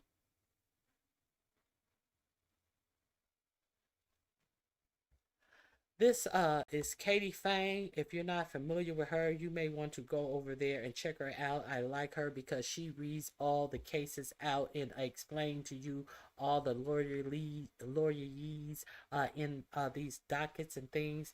Let's focus on an imminent government shutdown, which, to be very clear, will be the fault of Republicans. They have the political power trifecta right now, the House, the Senate, the Oval Office. If this government shuts down tomorrow, it will be squarely the fault of Republicans. I know we're focusing on that, but I want to highlight something that might have escaped your attention. My former colleague, Rachel Maddow, bringing it to the forefront last night on her show. It has been the recently unsealed exhibits that were submitted in support of Congresswoman LaMonica McIver's motion to dismiss that was filed back in August. And it has now confirmed what we know. Donald Trump and his administration, with his law lackeys and with his law enforcement lackeys, that they are seeking criminal prosecution of political enemies. End of story. We see it happening with James Comey getting indicted. Last week, we've seen it happen with other people, but I want to focus on Congresswoman LaMonica McIver. I want to focus on these exhibits because she is going to have oral arguments on her motions to dismiss on October 21st. That is right around the corner, people. And when I talk about why the unsealing of these exhibits for the American public to see and to hear with their own eyes and ears why it's so important, Representative McIver moved to dismiss back in August, and she moved to dismiss the 3 counts that have been brought against her for, quote, forcibly impeding or interfering with federal officers. Those are felony charges, and she's looking at a maximum sentence of 17 years in prison if she is convicted. The motion to dismiss that's been filed by McIver is spectacular, and it highlights the hypocrisy of the Trump administration's DOJ. How they have now looked at people like the January 6th insurrectionists, and Donald Trump has pardoned them or has commuted their sentences. In other words, he has elevated non-prosecution of people that he likes, and he is now seeking criminal prosecution of people that he doesn't like. McIver, in her motion to dismiss, argues that the Department of Justice is demonstrating, quote, unconstitutional differential treatment by pursuing charges against her while they've dropped almost 1,600 other cases, right? That were facing the same crimes for their actions during the January 6th attack. As she argues, there is a simple difference between this prosecution of Congresswoman McIver and the 160 cases involving assault against federal officers on January 6th that the Justice Department has dismissed. It is all about politics and partisanship. Unlike the January 6th rioters, Congresswoman McIver had every right to be on those premises. Indeed, she was there to do her job. So she's filed one motion to dismiss for vindictive prosecution, this idea that there's been a selective decision by the DOJ to go against her and to not go against the January 6th rioters, for example. And a separate motion to dismiss, McIver says that the charges must be dropped pursuant to the speech and debate clause because she cannot be charged criminally for doing her congressional oversight duties. The speech and debate clause shields lawmakers from any type of legal proceedings because of their legislative acts. She gets absolute immunity, just like Donald Trump got absolute immunity as the president when he's acting within the scope of his role and duties as the president. Well, Congresswoman McIver gets the same absolute immunity pursuant to the speech and debate clause. She was present at Delaney Hall that day alongside other congressmen and women and alongside Newark, New Jersey Mayor Ras Baraka, who we know well here at this channel. She was there doing her congressional oversight of ICE facilities. So whatever happened that day, she can't be prosecuted. She can't even be civilly pursued for any type of action. But let me be clear. Not only does federal law allow her to be doing her congressional oversight duties, because it's a facility that is operated by the Department of Homeland Security, but let me also be clear here. What happened on that day was certainly looking like it was some type of coordinated efforts between DHS, ICE, HSI officers on site at Delaney Hall and the Department of Justice, and we're going to get into that in a second. But as McIver argues in her motion to dismiss, due to legislative immunity, any type of physical contact with any of those officers, and we've seen the video footage. I mean, you can see it right now as I'm speaking, right? We've seen this video footage. It was a literal shoving scrum that was going on, and it was, according to McIver, a quote torrent of jostling, end quote. It was chaos. Why? Because those DHS, ICE officials, those agents, in their illegal arrest of Newark Mayor Ras Baraka, caused the chaos, caused the insanity, the physical jostling that was going on that McIver got caught up in. And in fact, McIver got shoved so forcibly that she got assaulted by agents that were there that day. And let me tell you something. We're only getting this information because of the body cam footage that thus far has been turned over in the criminal prosecution case of McIver. And in that body cam footage, I'm going to thank Rachel, my friend, for having done a little bit of the work for me right now, because I'm going to play a portion of what Rachel showed on her show last night. And I want you to take a listen. I want you to watch what she's highlighting. Take a listen. No, I got it. We're taking them right now. All right. Well, let me talk. This is bullshit. We've been waiting an hour now. Okay. Yeah, no, I'm going to take them right now. Okay. That's good. Okay. Come on. Okay, even though we stepped out, I'm going to, what am I calling? We're for over an hour. And we have the right to be in there. All right, I'm cuffing them right now. All right. Guys, listen to me. We're going to walk out of the gates. I'm going to place the mayor in handcuffs, okay? We are arresting the mayor right now. Per the Deputy Attorney General of the United States. Anyone that gets in their way, I need you guys to give me a perimeter so I can cuff them and get them on there. If you have body cams, turn them on, okay? Advise is security.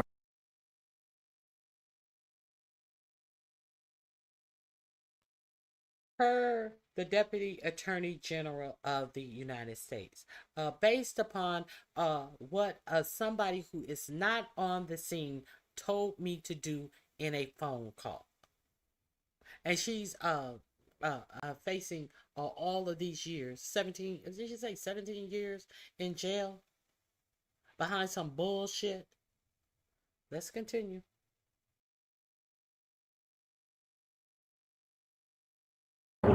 Clearly has is armed and went for his weapon while we were engaged. So please, let's just be We'll walk him back in here. Okay. Okay. I already told him on camera that he was under arrest. We're going to place him under arrest. Come on. All right, guys. Stay with us. Be careful. Yeah, that's the one. I'll bring it.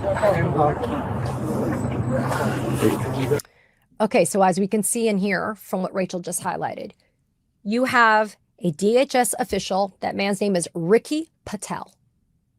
And you clearly hear him say on that body cam footage, quote, "I am arresting the mayor. Even though he stepped out, I'm going to put him in cuffs." Why? Who told him to do it? Patel says on that body cam footage, the Deputy Attorney General of the United States. Who's that? Todd Blanche, convicted felon Donald Trump's personal attorney, who happens to also wear the hat of Deputy Attorney General of the United States.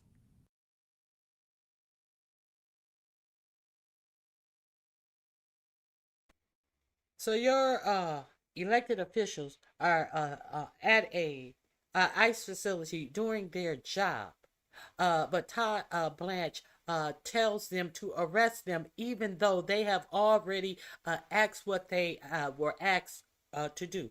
Step out of the gates. And so Todd Blanche, the know all, see all Todd Blanche, has them arrested anyway. So make that make sense. Now, also, This is the same Todd Blanche that went to interview Ghislaine Maxwell in a rush prior to a congressional oversight, getting a chance to question her. And after questioning her, he put her in a cupcake prison that she is not even allowed to be in. Based upon her charges, the Bureau of Prisons do not allow people on her charges to be in the prison that Todd Blanche got for her. And she has a 20-year sentence for inappropriate relationships with underage girls. Let that sink in, as these black people are doing their oversight duties at a private detention center.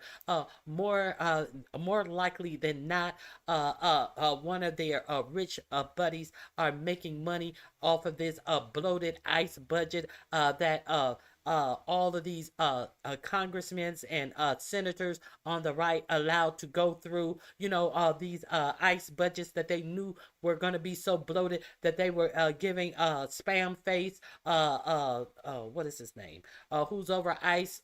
They were giving him $50K in lunch bags, hoping that they would be able to do business with him under ICE, a private facility. This is. Let's continue.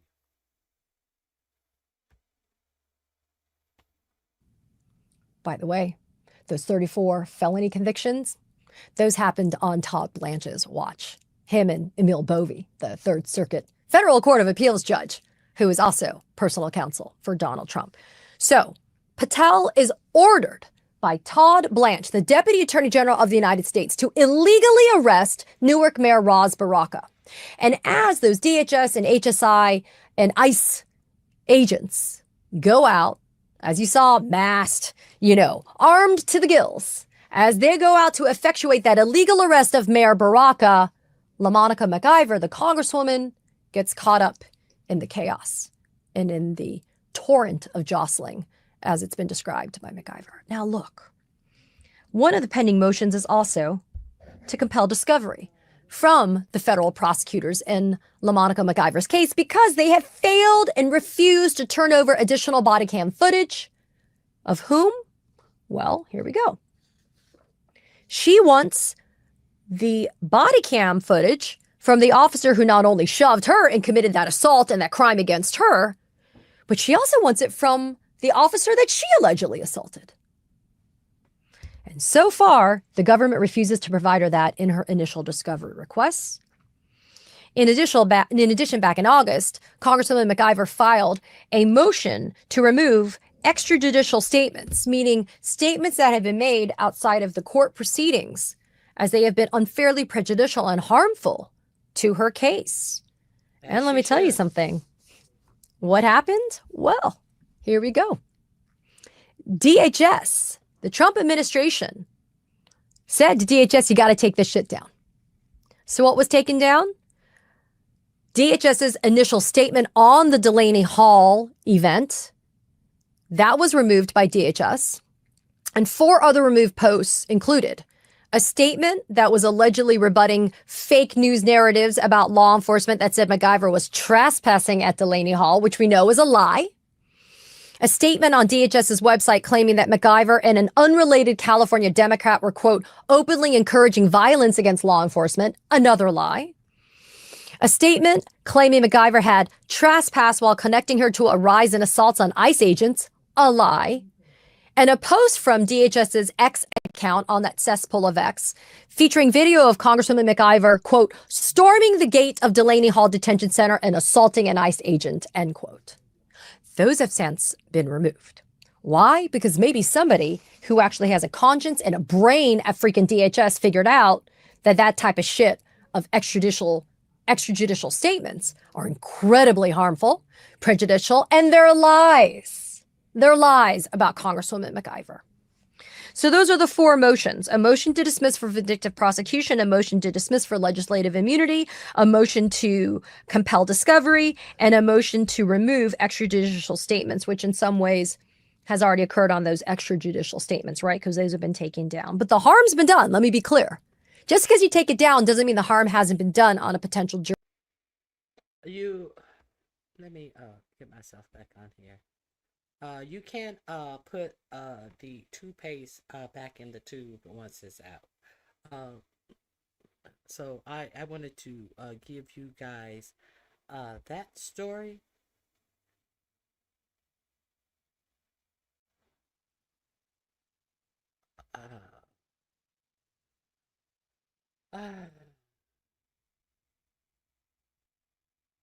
Now, I have another thing I want to share with you. The response of the generals as Hegseth and 4547 disclosed that he is going to put the military in our city streets, as he said, the inner cities. Let's check this out. Widely called unusual, perhaps unprecedented remarks in the modern era. And I'm going to show you exactly what he said and why military veterans and many other experts on a nonpartisan basis say this is one of those inflection points you need to confront. It is unusual to gather this many members of the military in peacetime. The president made this public address so everyone can see and hear what he is saying to the military. And he explicitly said this military under this Trump administration must better focus on attacking, quote, the enemy within. And as for the controversial and sometimes legally overruled use of the National Guard in America, the president rhetorically pushing past that, explaining that he views the military, which we'll show you was quite careful to be quiet during what were widely seen as partisan remarks. He will use the military on American cities for what he calls a training ground for a new type of war. Now, some of this may be rhetoric alone. There is always a difference when you observe and cover the government between what politicians say and what they do. If we were covering this speech for you tonight and there had not been the deployment of National Guard and other federal forces in the nation's capital, in California, and skirmishes over it in many other places, it would look different. But our job is to report to you what the president is saying and what he is doing, what he is trying to get away with, sometimes under very pitched court battles. The context here, hundreds of generals and admirals were summoned at a cost of many millions of dollars from their posts around the world to hear the president. Now, again, in all fairness, although that itself is unusual, the president can do that. He is commander-in-chief. And in all fairness, of all the violence that we saw ICE agents committing on American soil to American citizens and detainees, they said that he said that Portland was a war zone. And I showed you last week where a guy was standing in the street, didn't approach that ICE agent at all as they were stomping back into their ICE facility in Portland. And that he was coming, the ICE agent was stomping downhill and just ran up on that guy and pushed him in the chest. And he fell backwards and flipped over his body. And they are saying that one ICE agent has been pulled off duty. They didn't say that he was suspended. He was fired. He was pulled off duty. The one that I showed you last Friday, where he for no reason, he both of these parents were in the system, in the immigration system, and they showed up for court and they took the father away when both of them had proceedings before the court. They came over here and they had actual clearance to be here, and they went to their court cases. They snatched the husband away in front of the child, and then when the lady was crying asking where he was going, the ICE official just rammed up on her and threw her down to the ground with his knee, with the full weight of his body and his knee grinding into her vagina. And also her head hit the ground so hard. This is the only ICE official who has been taken off of duty. Of all the shit that you saw, of all of the people who they cannot tell you where they are. See, you know, if you don't care about what happens to other people because they got into this country illegally. I'm not for people coming to our country illegally. But what I am seeing now is just how they are tenderizing the senses of people to try to make the abnormal seem normal. And you already know who they're coming after now. That's why. That's why. That's why you should care. Because you're next. And he may have reasons, policy or otherwise, that he wants to summon them. And had this been a normal address about patriotism or readiness or even foreign policy goals, people could debate it, but that would be a more conventional use of the commander-in-chief powers. Instead, he used those powers, summoning these people up and down the rank, to talk politics, to talk partisanship, to talk about how he wants to use the military on you if you are watching this inside America. That, of course, breaks with a long nonpartisan tradition of how to address the military. There's also the discussion in here that the Pentagon should regard U.S. cities as, quote, a big part of war.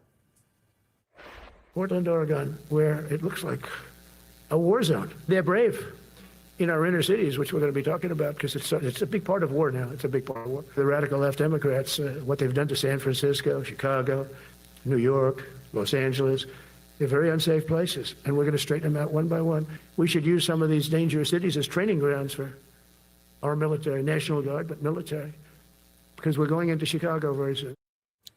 The president making a wholly unprecedented claim that the military should use cities where Americans live as, quote, training grounds. Now, again, in all fairness, a sitting president has every right to talk about crime in the country and how to deal with it. Most of that's dealt with at the local level. Police tend to be part of your local government. That's why if you are in trouble, you're usually dealing with the police, right? You're not dealing with the FBI, but there are times where there are federal crimes as well. The president is well within his grounds in general to talk about trying to lower crime in America. But having the U.S. military do it and call it war, way out of bounds. The Washington Post reporting this new speech marks the first time President Trump publicly directed military leaders to be a major part of fighting a war from within U.S. cities. If we get to a wartime footing, if we see this president trying to summon war powers in our country, don't say he didn't warn you. And don't say you didn't hear about it if you're reasonably informed. You can watch it on the news or read it on your phone, but we have been warned. It's not happening in a vacuum. The president has already sent, as mentioned, all kinds of federal agents and troops into various places, sometimes masked agents carrying out lawful immigration authorities, but in unusual ways, sometimes military troops to Los Angeles, again, partly overruled in the courts, and in our nation's capital, where there's a time limit he may yet test under law, and vowing, as you heard just there, to do more of this in the coming days. People close to Trump and former aides say this is part of something he is planning to test or abuse national emergency powers in the future, to distort elections or potentially try to reverse an outcome. And before you say, well, that sounds like a hypothetical, the president, current President Trump, lost one election. And he did not leave peacefully. We all lived through that. This was a vindictive tone from the president today. I'll let you hear it for yourself as he insists U.S. troops should now target Americans, which he calls, again, the politician, his opinion, he calls them the domestic enemy. Last month, I signed an executive order to provide training for a quick reaction force that can help quell civil disturbances. And this is going to be a big thing for the people in this room because it's the enemy from within, and we have to handle it before it gets out of control. While America is under invasion from within, we're under invasion from within. No different than a foreign enemy, but more difficult in many ways because they don't wear uniforms. At least when they're wearing a uniform, you can take them out. These people don't have uniforms. But we are under invasion from within. The president making a claim. Okay. These people don't wear uniforms. So these people are American citizens. They don't wear uniforms. We have already signed an executive order proclaiming Antifa as a some type of terrorist. And the Antifa is not a real group in no way, shape, or form. It's an idea of pushing back against things that you don't like. You know what your rights allow. He has named Antifa as a terrorist group. Now he's told the generals it's hard to figure out who they are.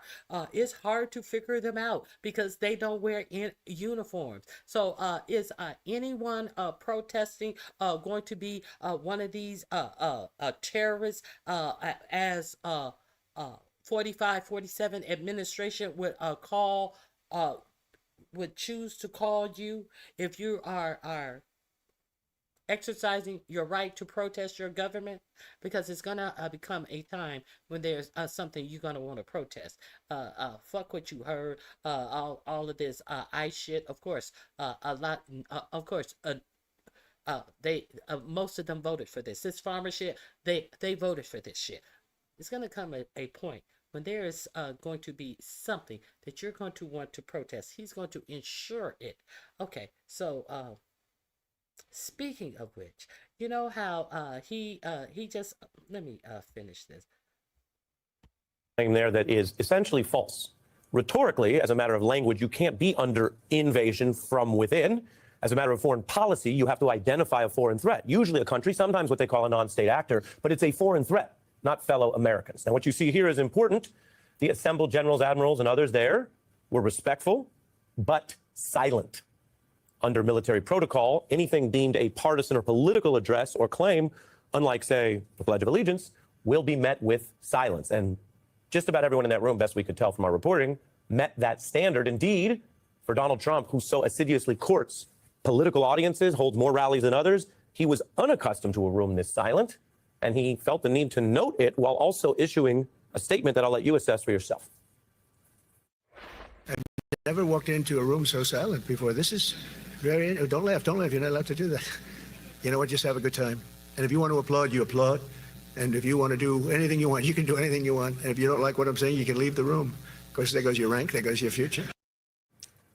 There goes your rank and future if you leave the room. A fact check, the president said, if you want to applaud, applaud, as if it is a personal choice. And that may have just been a sentence, a slip of the tongue, but fact check, false. Under the military rules, it is not about the personal agreement or whether you choose or want to cheer or not.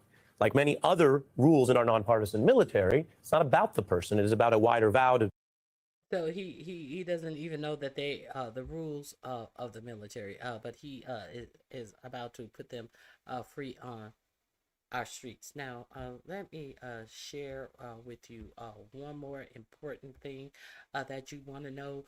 Since 4547 has decided to designate anyone who says something his administration don't like as Antifa. You remember these boats that they were striking with the full force of our military, these small boats that they swore to you that they knew that this was Trinde Araga gang leaders, and they were designated as narco terrorists. You know, they always have to put the word terrorists in there, like they have appointed Antifa terrorists when there's no such thing as an Antifa group. So that means whoever they choose to, kind of like these Venezuelan boats that they said they had proof, but they offered up no proof. They said that they knew for sure, but they have offered up no proof. But they have our military in the water, nuclear submarines in the water, and they are taking out these boats. But they want you to understand that they are positive that these are narco terrorists. So they're saving your lives 2,000 miles off of the American shores. Video because the Trump administration is I have bombshell news for you that everyone needs to know about, so make sure to like, comment, and share this video because the Trump administration is conducting extrajudicial killings of civilians without due process, and they don't want you to know about it. It's happening in the Caribbean. And we've heard a lot about the United States military strikes on boats in the Caribbean leaving Venezuela. But every week, we're learning more information about these actual strikes, and well, it becomes more grim with each update. Today, we learned, according to the New York Times, that one woman who identified herself as the wife of one of the dead men that were on one of the boats struck said that her husband was a fisherman with 4 children who left one day for work and never came back. That is the reality right now for individuals in Venezuela. The Trump administration says that it is targeting narco terrorists on this boat that are actively trafficking drugs through the Caribbean into the United States. States of America and have used this basis to literally conduct military strikes in the Caribbean on these boats. And yet at the same time, the administration is not providing any detail to the public or to Congress, and is not telling the public or Congress under what legal authority it is conducting these extrajudicial strikes. The boats that U.S. forces have bombed in the Caribbean have now killed at least 17 people that we know of. That's according to the administration, what it's willing to say publicly.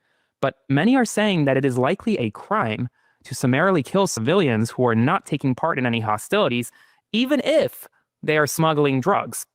Because here's the thing, due process still matters.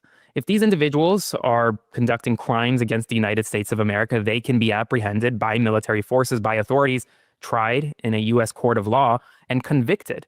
Drug trafficking in the United States of America, unless it leads to death, is not normally punished by the death penalty. It's punished by life in prison or a lengthy prison term. And yet the Trump administration is essentially enforcing a death penalty on these individuals who are moving on these boats in the Southern Caribbean. And what I think people are missing here is that essentially the people of Venezuela are worried. They fear, according to the New York Times, that United States military action would mean more loss for the people of Venezuela. And right now, they have a country that is really in chaos. Venezuela, as you know, is currently being led by a dictator. His name is Nicolas Maduro. He has won and led with an iron fist, winning illegitimate elections multiple times. The United States government currently has a significant bounty on his head, tens of millions of dollars, and has had that bounty on his head, not just during the Trump administration, but before as well.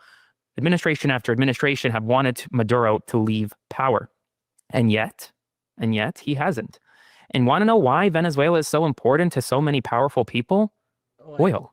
Venezuela is one of the most oil-rich nations in the world. Outside of the Middle East, Venezuela has extremely rich oil fields, tons of refineries. Major oil companies drill and pump oil out of Venezuelan land every single day. And well, if the United States is not benefiting from Venezuelan oil, you know who will? China. Russia, North Korea, Iran, other authoritarian nations that don't necessarily care about whether or not Venezuela is led by a dictator. And well, here's the thing. There is skepticism, even within the administration, over the Trump administration's involvement militarily in the Southern Caribbean. And we're learning at this hour, essentially, that this is not the end. NBC News has reported that the Trump administration is drawing up plans to potentially strike deep inside Venezuela, targeting cartel members within Venezuela. A strike on Venezuelan soil would draw the United States military into a potentially protracted conflict that could lead to a regime change in Venezuela. Is regime change what the United States people want? Is regime change what the Venezuelan people want? No. Ultimately, the answer is it's unknown. And according to The Guardian, the person who is leading this effort, none other than Deputy Chief of Staff Stephen Miller. And for the record, I could have probably told you that it was Miller behind what is happening in Venezuela right now, because this is a policy agenda that Miller would want to push. The Guardian is reporting that Miller played a leading role in directing the U.S. strikes against Venezuelan drug boats. His role even superseded that of Marco Rubio, who's the Secretary of State and a National Security Advisor. The strikes on the Venezuelan boats, this is quoting The Guardian, allegedly carrying narcotics, which the administration has claimed were necessary because interdiction did not work, had become orchestrated through the Homeland Security Council, which Miller leads as the Homeland Security Advisor. But Miller is not briefing Congress right now. The White House isn't briefing Congress right now. We don't know whether or not what the Trump administration is doing in the Southern Caribbean using Hellfire missiles to target boats in the Southern Caribbean, whether that is legal.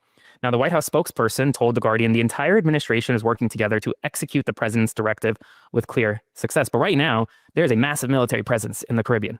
The Iwo Jima Amphibious Ready Group, including the USS San Antonio, USS Iwo Jima, USS Fort Lauderdale, are all there. That's 4,500 sailors. The 22nd Marine Expeditionary Unit, with around 2,200 Marines, also there. And imagine that. We have almost 7,000 troops in the Southern Caribbean, all while wars flame overseas. And theoretically, some people say that this could draw essentially the United States military thin. And I think the crux of this story, folks, is that the United States military is conducting these extrajudicial killings in the Southern Caribbean without any accountability, taking full responsibility out in the open, and at the same time hoping that no one actually digs in to determine whether or not the people targeted are narco terrorists, or if they're just a fisherman, a father of 4, who left the house one day and simply never came back. Let that sink in for a second. Okay, that link is in my description box now. Magic, they call him Magic Mike Johnson. He is the Speaker of the House from Louisiana. With you know, a alert on his phone to let his son know if he has visited some unsavory sites, relationship sites, to put it mildly. Okay. Now, Mike Johnson is also, Congress is on vacation right now. Because Mike Johnson is trying to do everything that he can do to not allow a vote on the Epstein files. Now, remember, he took a vacation early in July. He closed down Congress early, and now he has closed down Congress, I believe, until next week. Now, there is a woman in Arizona who won her seat to Congress. Now, they only need 218 votes for Congress to demand within themselves. Now, it has already a committee has already subpoenaed the Epstein's files, but they're just not giving them up. They said that they were going to be there Friday, and now they are just refusing to give up the subcommittee, the Epstein files. So now Congress needs 218 votes. Now they have a woman who won a seat in Arizona that her father previously had. I think a Republican had it before her, but she turned the seat and she won the seat by 40%. And Mike Johnson is refusing to sign her in to Congress, to pledge her in to the seat that she has earned, because she has already come in and said, yes, she is going to vote on the release of the Epstein file. So if you're wondering why Mike Johnson is on Fox News at every show trying to blame the shutdown on the Democrats, what they are trying to get away from is giving this woman her seat. So let me share that with you just in case you didn't know that. This is what's going on with Mike Johnson. However, somebody is quite pissed at Mike Johnson not swearing her into her seat. So there is a guy who has come out and said if Mike Johnson doesn't swear her in by a particular date, he is going to release all of his he's going to release his Grindr profile and his IP address. And he said, if you think I'm playing, just keep thinking I'm playing if you don't sign this woman in. So let's get on this story while he's trying to cover up the Epstein files being released. Shall we? Here we go. Just in case you guys were unaware of this. Button because it goes a long way in supporting our work. Now, before we can get into this TikTok with the accusation against Mike Johnson, we have to start with the reason for it, because the user said he'll go public with this information unless the Epstein files come out. And it's not just the Epstein files, it's the swearing in of one member of Congress. The brewing fight over Adelita Grijalva's congressional swearing in the Epstein files. Democrat Adelita Grijalva cruised to a landslide victory last week, winning her congressional special election by roughly 40 points. Once sworn in, she'll be Arizona's first ever Latina congresswoman, succeeding her father, the late Rep. Raul Grijalva, and she'll narrow the GOP majority in the U.S. House. Republicans will hold 219 seats to the Democrats' 214, with 2 vacancies remaining. What's more, upon arriving on Capitol Hill, she's also said that she intends to sign a pending discharge petition to force disclosure of the Jeffrey Epstein files currently being held back by Donald Trump's Justice Department. Proponents of the effort are currently 1 member short of 218 signatures, but Grijalva's support would trigger a process that House Speaker Mike Johnson would be largely powerless to stop. All the Arizonan has to do is wait for the chamber to return from its current break, at which point she can take the oath of office. At the heart of the matter is a question about how best to deal with routine electoral bureaucracy. In theory, Grijalva should be sworn into Congress on October 7th, the day members get back to work. This would be consistent with standard practice. But there are growing concerns that Republican leaders in the chamber will try to delay Grijalva's swearing in until officials in Arizona certify the special election results, which, again, we're not close, but will take weeks. The House Speaker's office hasn't elaborated on its plan, saying only that the chamber would wait for the appropriate paperwork, but as a practical matter, Congress has already received the appropriate paperwork. Arizona's Secretary of State's office notified the House clerk last week that Grijalva is the unofficial election winner based on the lopsided result. Okay, so what does this have to do with the accusation that Mike Johnson is gay? Well, like I said, the TikTok user who said that they had information confirming this to be the case in the form of a certain dating platform in which Mike Johnson allegedly has a profile, this user said unless Adelita Grijalva is sworn in, he's going to release this information. But it's not just because of Epstein. It is also because of a pending government shutdown that, of course, Mike Johnson is lying about.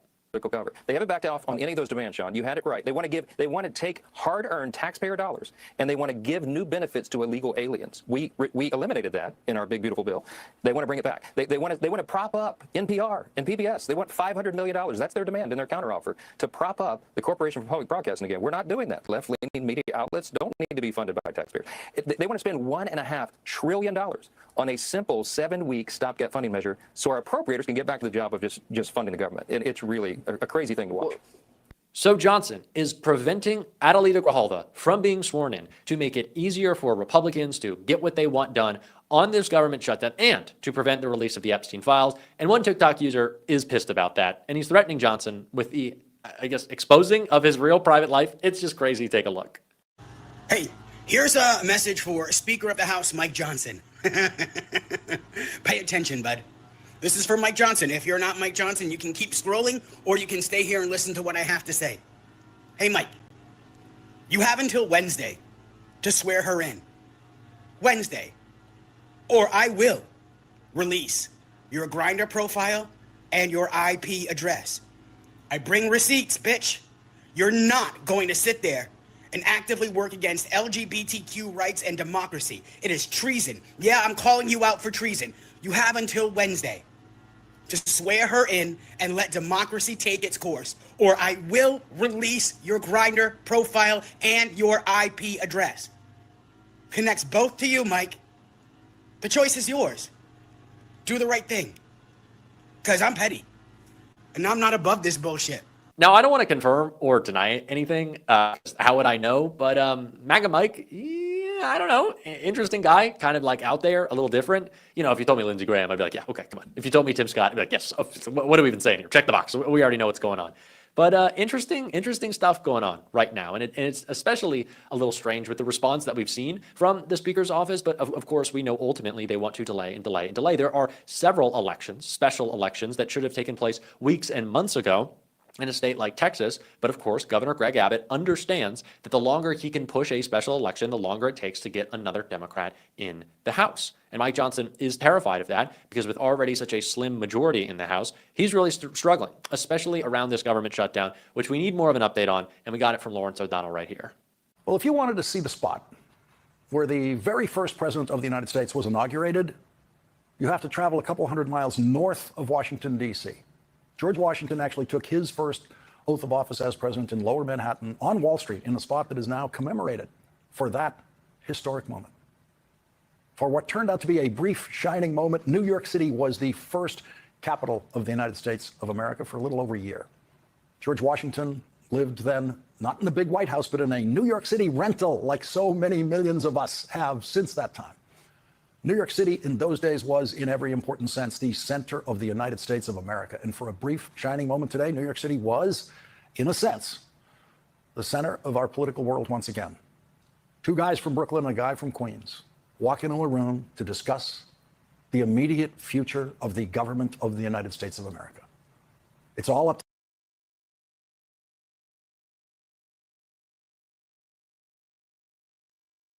All right, I dropped that link. I don't know why it's buffering. I dropped that link in the chat, and I appreciate you guys from stopping by. Uh, appreciate you guys stopping by. My mod Leonard, I appreciate you so much, and that's all that I have for you today. Now, you saw Chuck Schumer and Hakeem Jeffrey coming out to speak.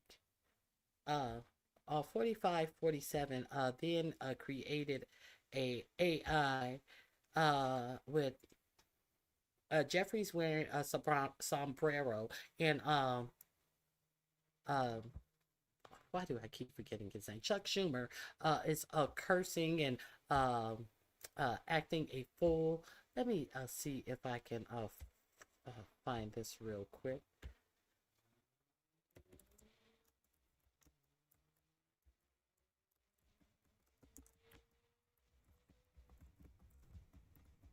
Let me see.